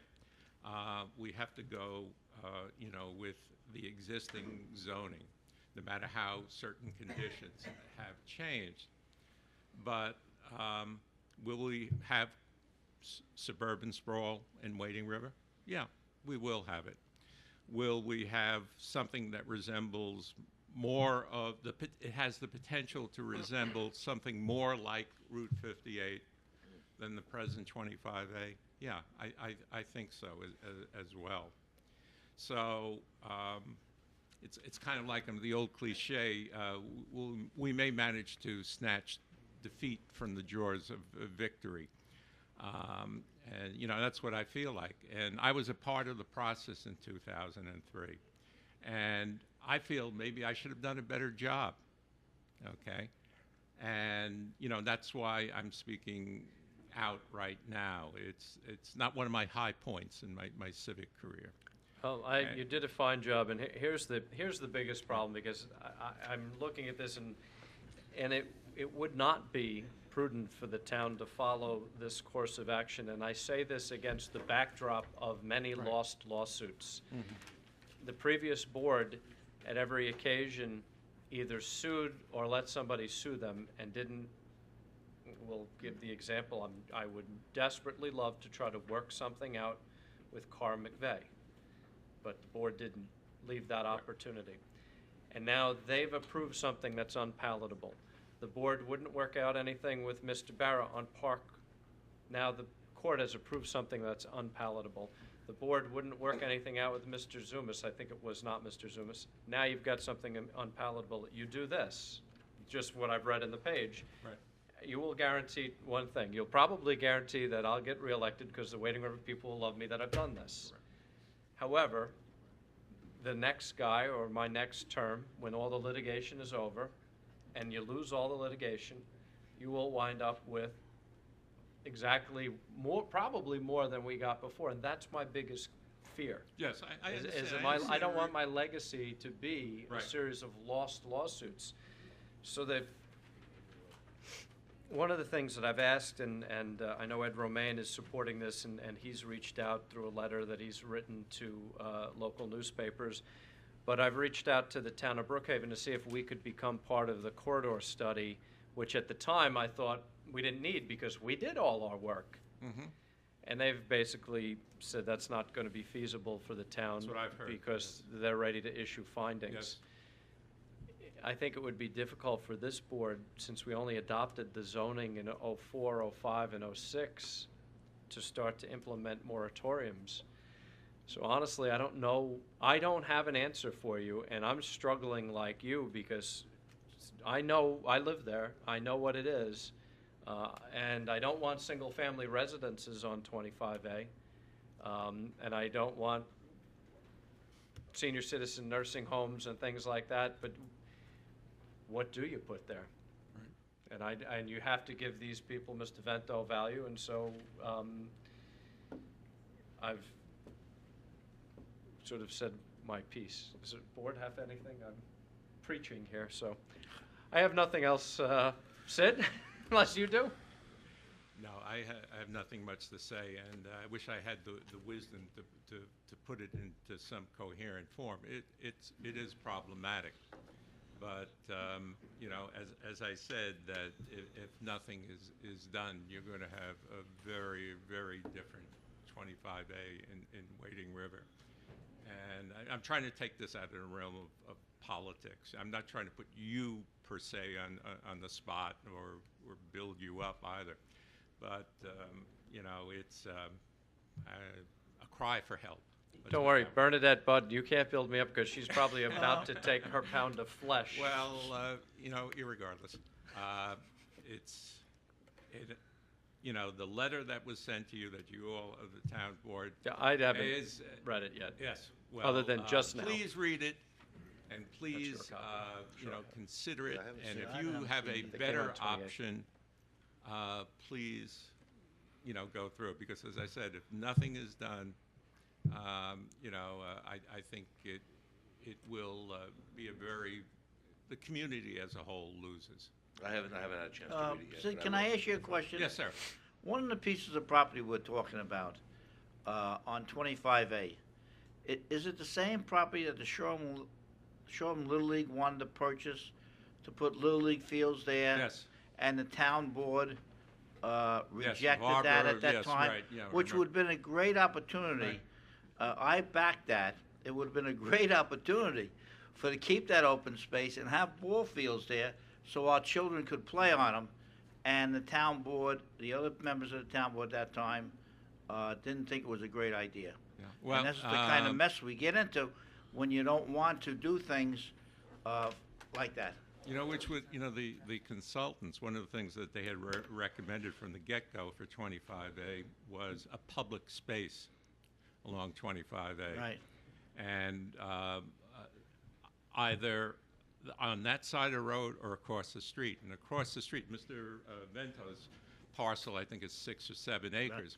But across the street, you have, I don't know, over 20 acres the Kinsella? Yes. Yes. Been after them for a long time. Mr. Barra owns another piece Yes. in there. Right. So you have over 20 acres That's right. And- potential. We're having enough time with Park. And at that time, we did have our legislator Right. on our side And I realize it takes to a purchase willing that. seller. I understand To that. purchase that property, with the county was gonna help us, so we could put those ball fields there. But anything You you know, can do, Sometimes you do things and this is what happens. You get into a bigger mess. okay, thank you for your time. Okay. Thanks, Sid. Dominique, let's talk about dogs. I do care about dogs also. Well, let's talk about them. I actually want to talk about Wading Yours is a River. cat. But I'm going to give the abbreviated version since a lot of this has been covered. I do hope you do take that letter, look at that letter seriously and consider it. You do actually have the authority, as far as we know, and the group for the East End has researched this under state law, that you do have the authority to perform a GEIS, an environmental impact study, and we think that would be critical. Wading River has changed over the years. There are new issues there, new traffic patterns, new pressures for development, and as Sid said, if all this goes through, Wading River will be a very different place, and not the place that most of us move there for. And people really care a lot, actually, about what happens to Wading River, and I have some evidence of that with me. We trudged through the snow and stood in the cold to collect signatures, and believe me, it was cold. And I think that these are a really small fraction of the residents who feel what I'm going to quote from the petition that I have with me. As a resident of the area, I am concerned about a series of commercial proposals for Wading River that I feel could significantly change the character of this town and detract from the quality of life within it. I do not think the immediate community can support significant additional retail, including the proposed Nightland and Central Square Mall projects, and fear that overdeveloping Wading River will change it from a quiet hamlet to either a shopping destination or to a town blighted by empty stores. I am also opposed to the town allowing commercial facilities to expand in residential communities, including the Great Rock plan for a catering facility. I implore the Riverhead Town Board to study these matters and to do all it can to preserve the town of Wading River and its neighborhoods before it's too late, unquote. I just wanted to hand that to you. We'd have more, but snowbanks and cold. Great. Can I see those things?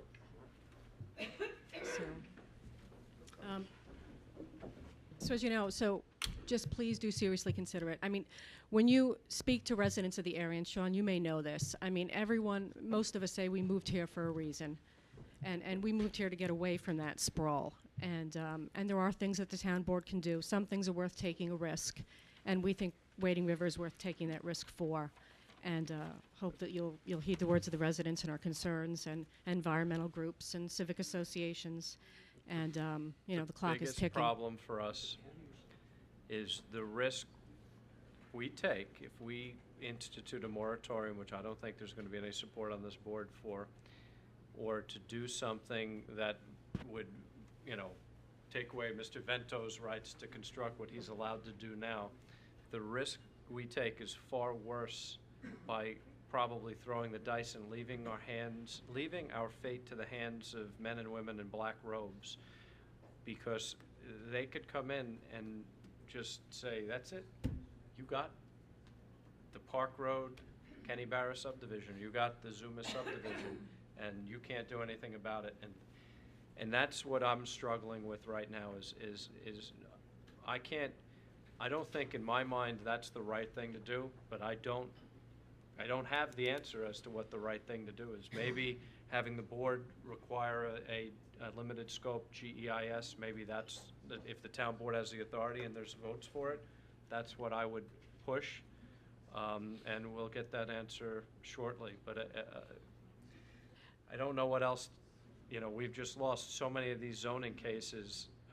And not to mention, for a small town, we're spending way too much money in litigation, and the I don't know that the residents know how much we're spending.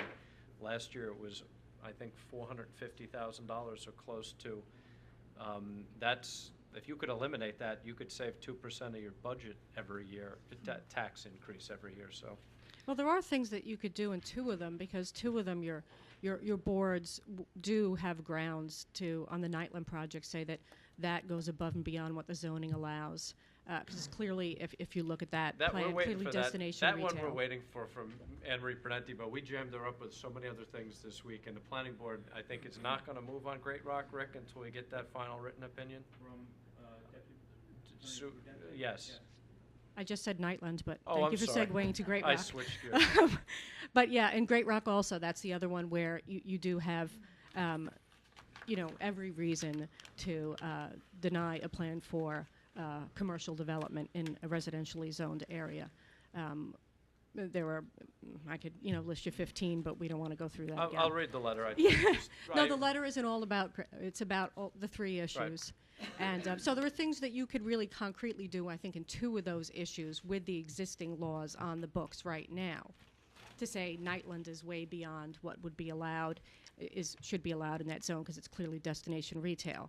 And that would have to be significantly downsized. And there are things you can do with that plan, but your planning board doesn't seem to be looking at any of those things. I've attended the planning board meetings, and they don't seem to be having issues with that or raising those issues. There's something else you're going to be happy to know, and I haven't done it yet because we've been sidetracked with a lot of things, but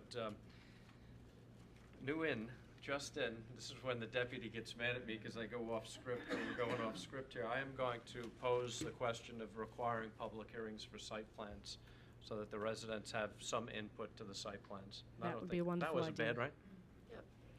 That was That's actually actually going something- to be one of our next initiatives, so you beat us to it. And with that So you said- like that idea? Yes, we've been discussing Jody's that. in charge of code revision. We're the only town that Yes. doesn't send out notifications for site plan approvals, only subdivisions. And, site plans affect people's lives also. Definitely. One point that you brought up that was interesting, or Sean might have brought it up, in that the traffic is backed up. When I lived in Wading River 15 years ago, I used to come down William Floyd Parkway to 25A, and I'd go right to Hulse Landing Road and right down to the number streets. It was never a problem. Now it is a problem. Right. And these developments have not occurred. Right. So I think that we should all put our minds together and try and figure out ways to mitigate the problem for the proposed development rather than stopping what I feel is the inevitable based on the outcome of the lawsuits and the fact that the town never seems to win these lawsuits when you're fighting zoning that was put in place and people buy the property knowing what they can build. It's when you try and take that zoning away from them that we end up in years and years of litigation and animosity where the private developers do not want to work with the town to come to a suitable outcome and fix the problems. So I don't know if the residents of Wading River want to see Route 25A widened all the way down from William Floyd Parkway to Talk about changing Wading River. Wading River Road, or changing that intersection on Wading River Manor Road and making it a 4-lane road. I mean, these are things that you need now without this development. And I just can't see keep going back to the courts and keep fighting. These judges are really getting alienated by the town of Riverhead because it's almost as if we're saying that whatever you say or whatever you put in your decisions, we don't acknowledge, and we're going to take it to the highest levels of the courts, and then we take it to the highest levels of the courts, and we don't seem to have positive outcomes. So we're spending a lot of money doing that, and I think that working with the developers and the zoning that they have and coming up with a suitable and a reasonable outcome, if everybody walks away from the table and no one's happy, then We won. We we did the won. right thing. We job. did the right thing, yeah, because it's Right. it But can the get zoning very doesn't ugly allow out them- there. Yeah, Yeah. but you know it as well as I know it, that the stores aren't causing the traffic there. Route 25A is just not built to handle the day traffic that comes out from visitors from the west end to the east end and going across the ferry. You have the ferry traffic, you have the people that are coming out, visiting the farms, pumpkins, apples. You have that traffic. So when you try to use that road on any given Friday or a Saturday or a Sunday, that traffic is backed up because of the day traffic. I just That's think part of that the we should problem, yep. petition the state to look at that road, to re-engineer it as far as traffic is concerned, for all the traffic that uses that road, and don't forget, now you have the military cemetery, Calverton Cemetery there. People are using 25A to go over to there. So all that traffic, that road is not built for all that traffic. And I think we should petition the state to re-engineer that road and look at all that, and see what they can do for that road. Thank you. What'd you do? Go around every house surrounding my neighborhood and then to all my friends and clients? Because I'm Really? pretty sure. Just sure people you're- in your neighbor. Yeah, there is one person who was passing around said that he did live close to you. He did mention that to me. Yeah, I'm pretty sure. Just people in different neighborhoods. He wanted Poor to guy, he's not see even how gonna many of get his his roads neighbors plowed signed anymore. this. That's what he's looking for. Yeah, My he's- neighbors. Huh? Your neighbors care about Wading River too. Did you stand in front of King Cullen to do this, or We're gonna cut the trees down in the didn't right see of us? way. you stand? Get rid of the leaves. Hold on, guys. You stood in front of King Cullen? We spent some time in the King. If you're in Wading River, everyone goes to the King Cullen, right? That's where you meet everyone in Wading River. I know. So we were out there in the parking lot, freezing cold. Yeah, that's again why we didn't get more signatures, because truthfully, it was just too cold. I think you after a made while. your point. Did you count how many signatures there are here? Yeah, well, we just got a couple more. I think we're over 420.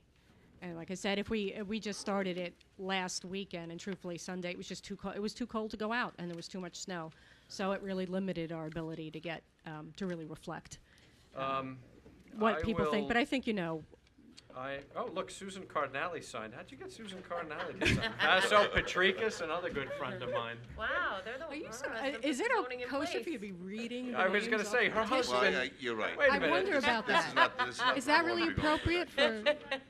All right. But I can't wait to read your letter. I haven't got a copy. Okay. yet. We.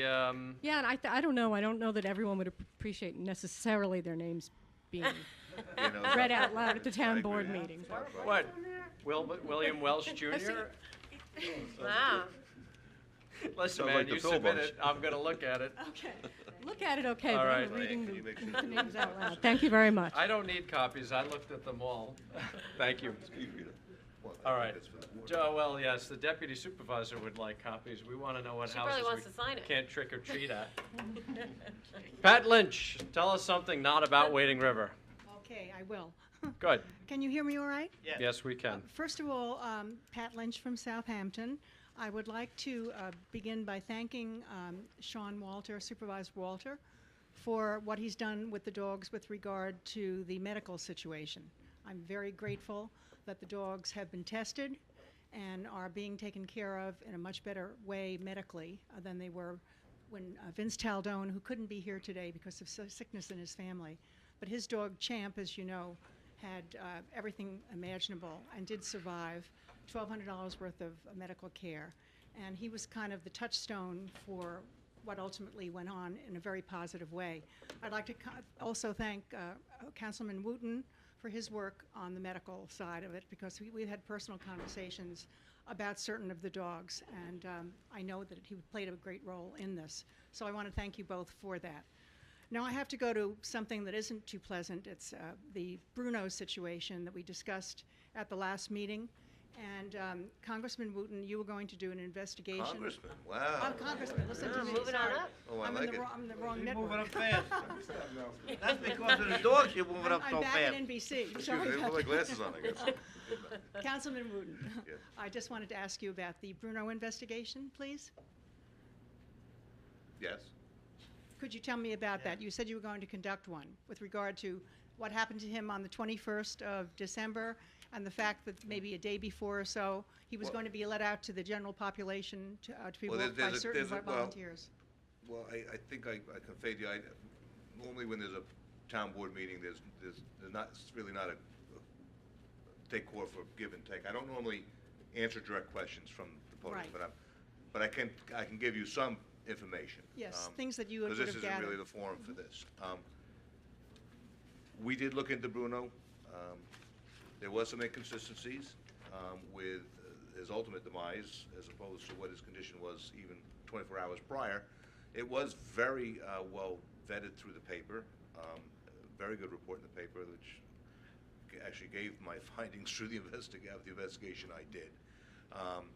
there was some question about the bite and whether it was actually the dog that did the biting and all that. But all that's been vetted and looked into. I know there's been some results through hearings and stuff that the supervisor has been working on through department heads. So there are some outcomes coming out of that investigation and some because of the inconsistencies with it. And hopefully other changes down the road as we progress. So. Would that include a better euthanasia policy?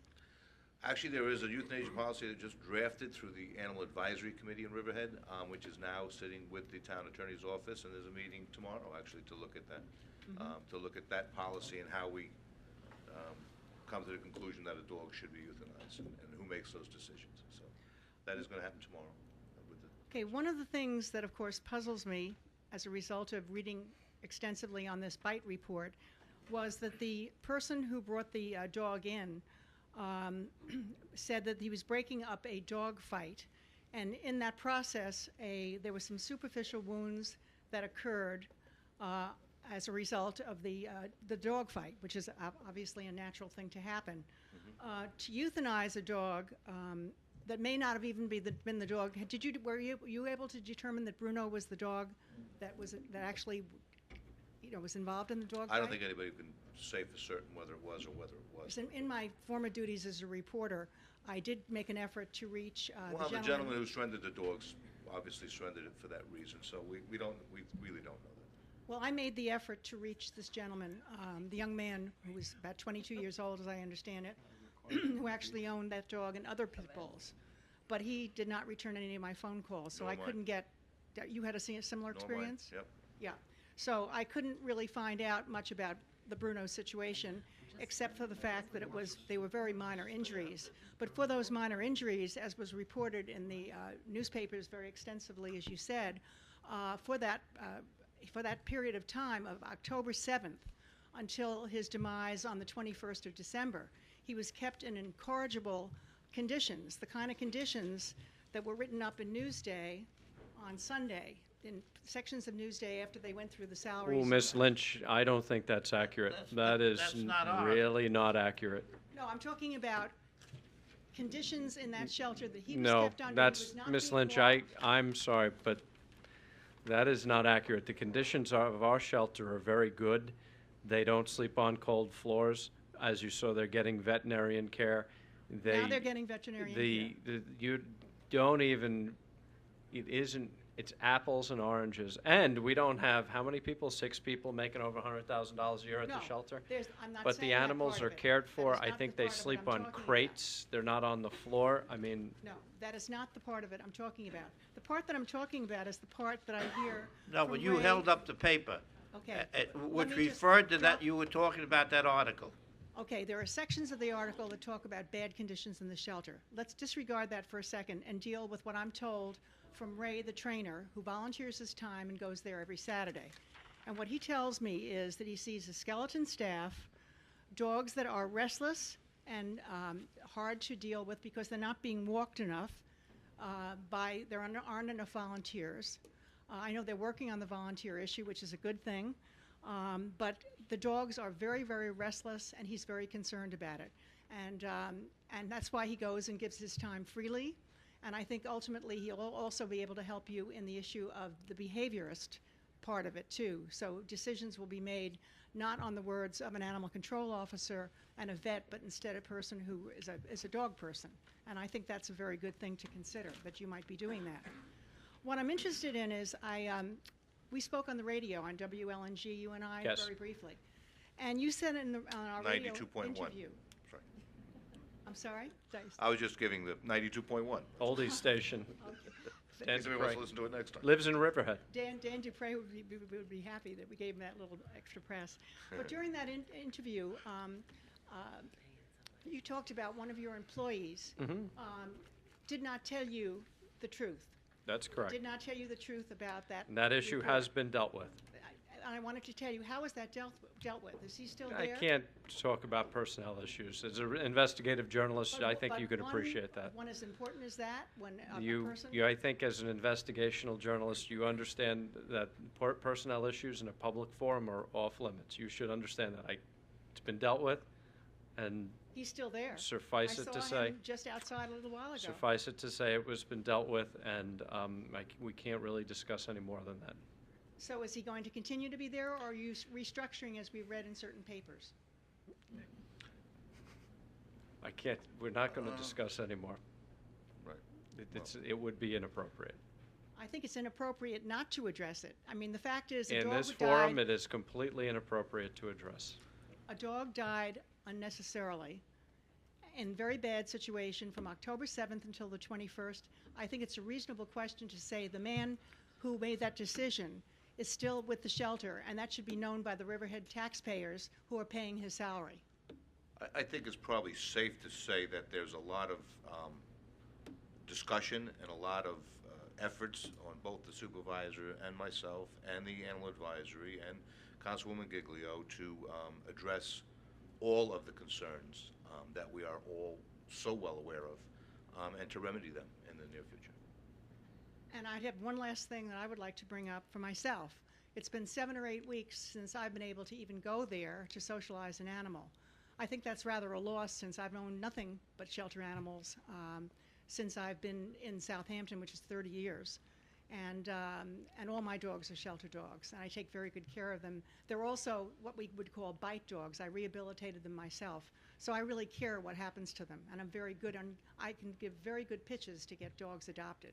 I'm very good at that. And to have me sit on the fence and not be able to go there because the Lou Caronese, let's use the name, was the one that said certain things about me that were unfair. And on his word, and whatever he said about me, I'm sitting on the fence, and that's not fair to me. And I'm very, very angry. And I'd like it to end as soon as possible. I don't think it's fair.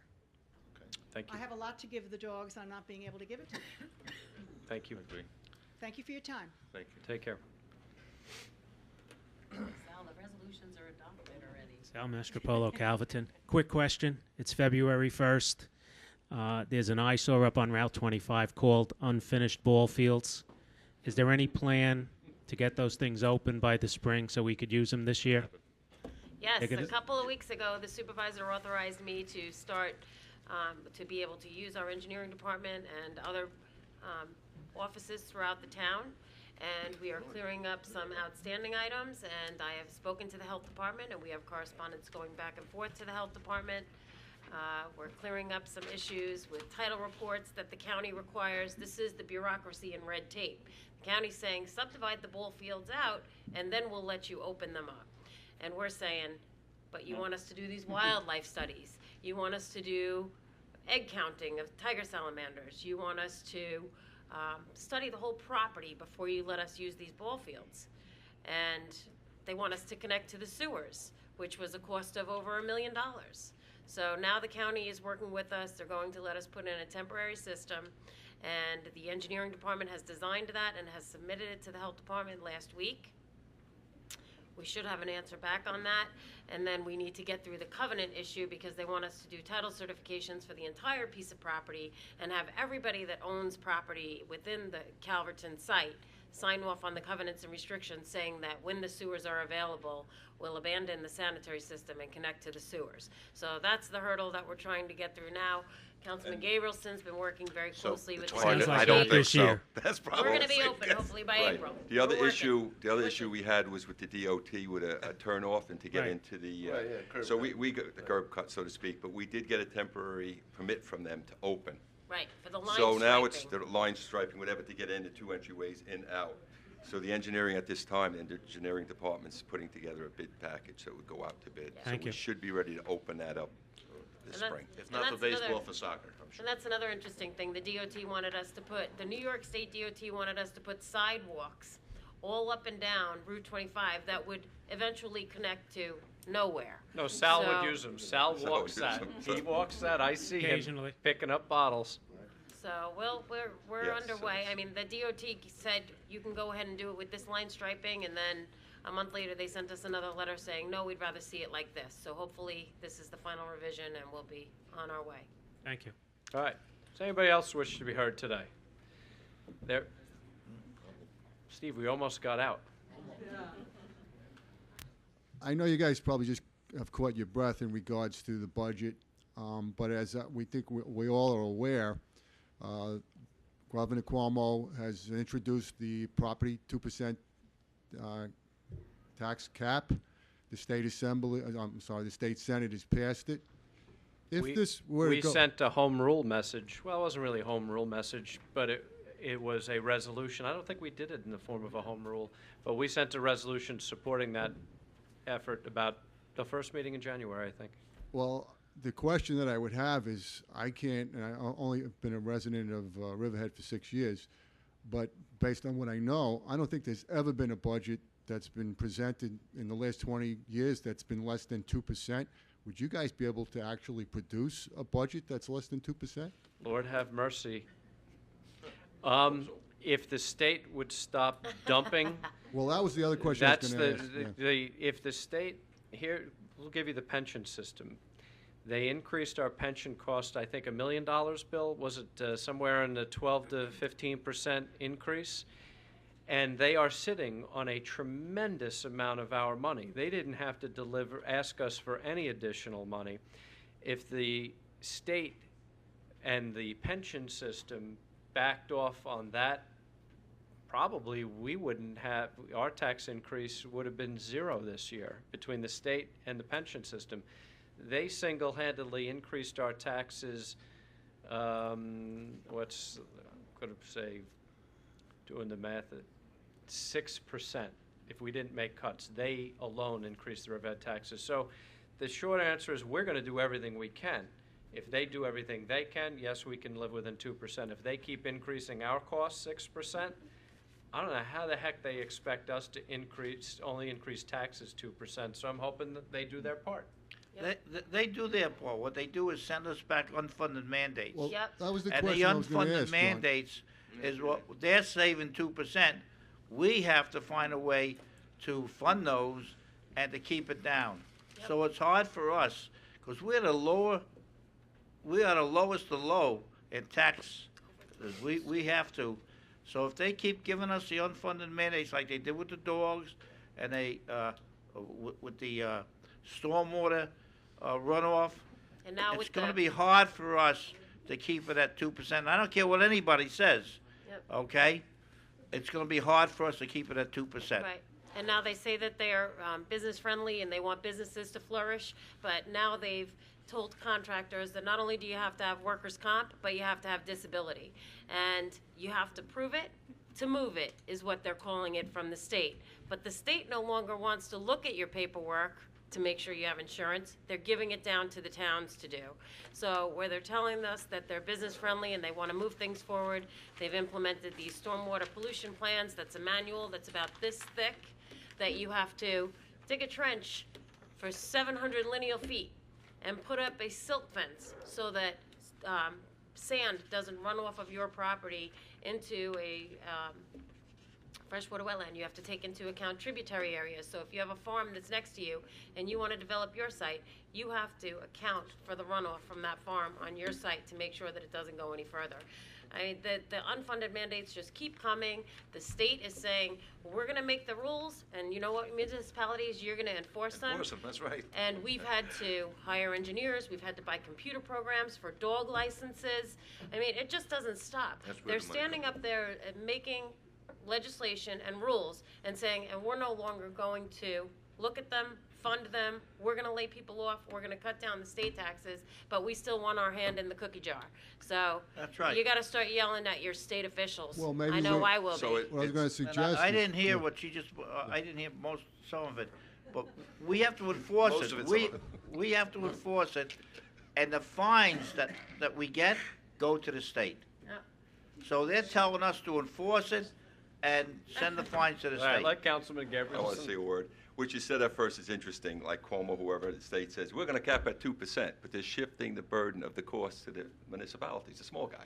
And the business That's like people. me saying I can keep it 10%. If I had the power to shift it up to Albany, I can make the same promise. Well, what I was going to So it's suggest kind of silly. is that, I don't know if you can get together with the other towns, send a letter to the state saying, listen, rather than the 2% cap, release us from all the unfunded mandates, and we can easily bring in a 0%, because it's really ridiculous. But the bottom line, the reality is going to be, if they pass this, what action would you have? Either you don't do the unfunded mandates, and you face the fines, and you don't pay them, and what's the liability? Do one of you guys go to jail if that happens? I don't know, but it, Well, the resolution that we passed There's as I four wrote- troopers that get me, I'll tell you that. as the resolution that I passed also, that we passed, now this is going back a month, so my memory may be foggy. I believe the resolution spoke about unfunded mandates that implement the caps, but you have to do away with the unfunded mandates. So you can't have we do ever one done a without the other. study of what the total cost is? Even, it don't have to be 100% accurate.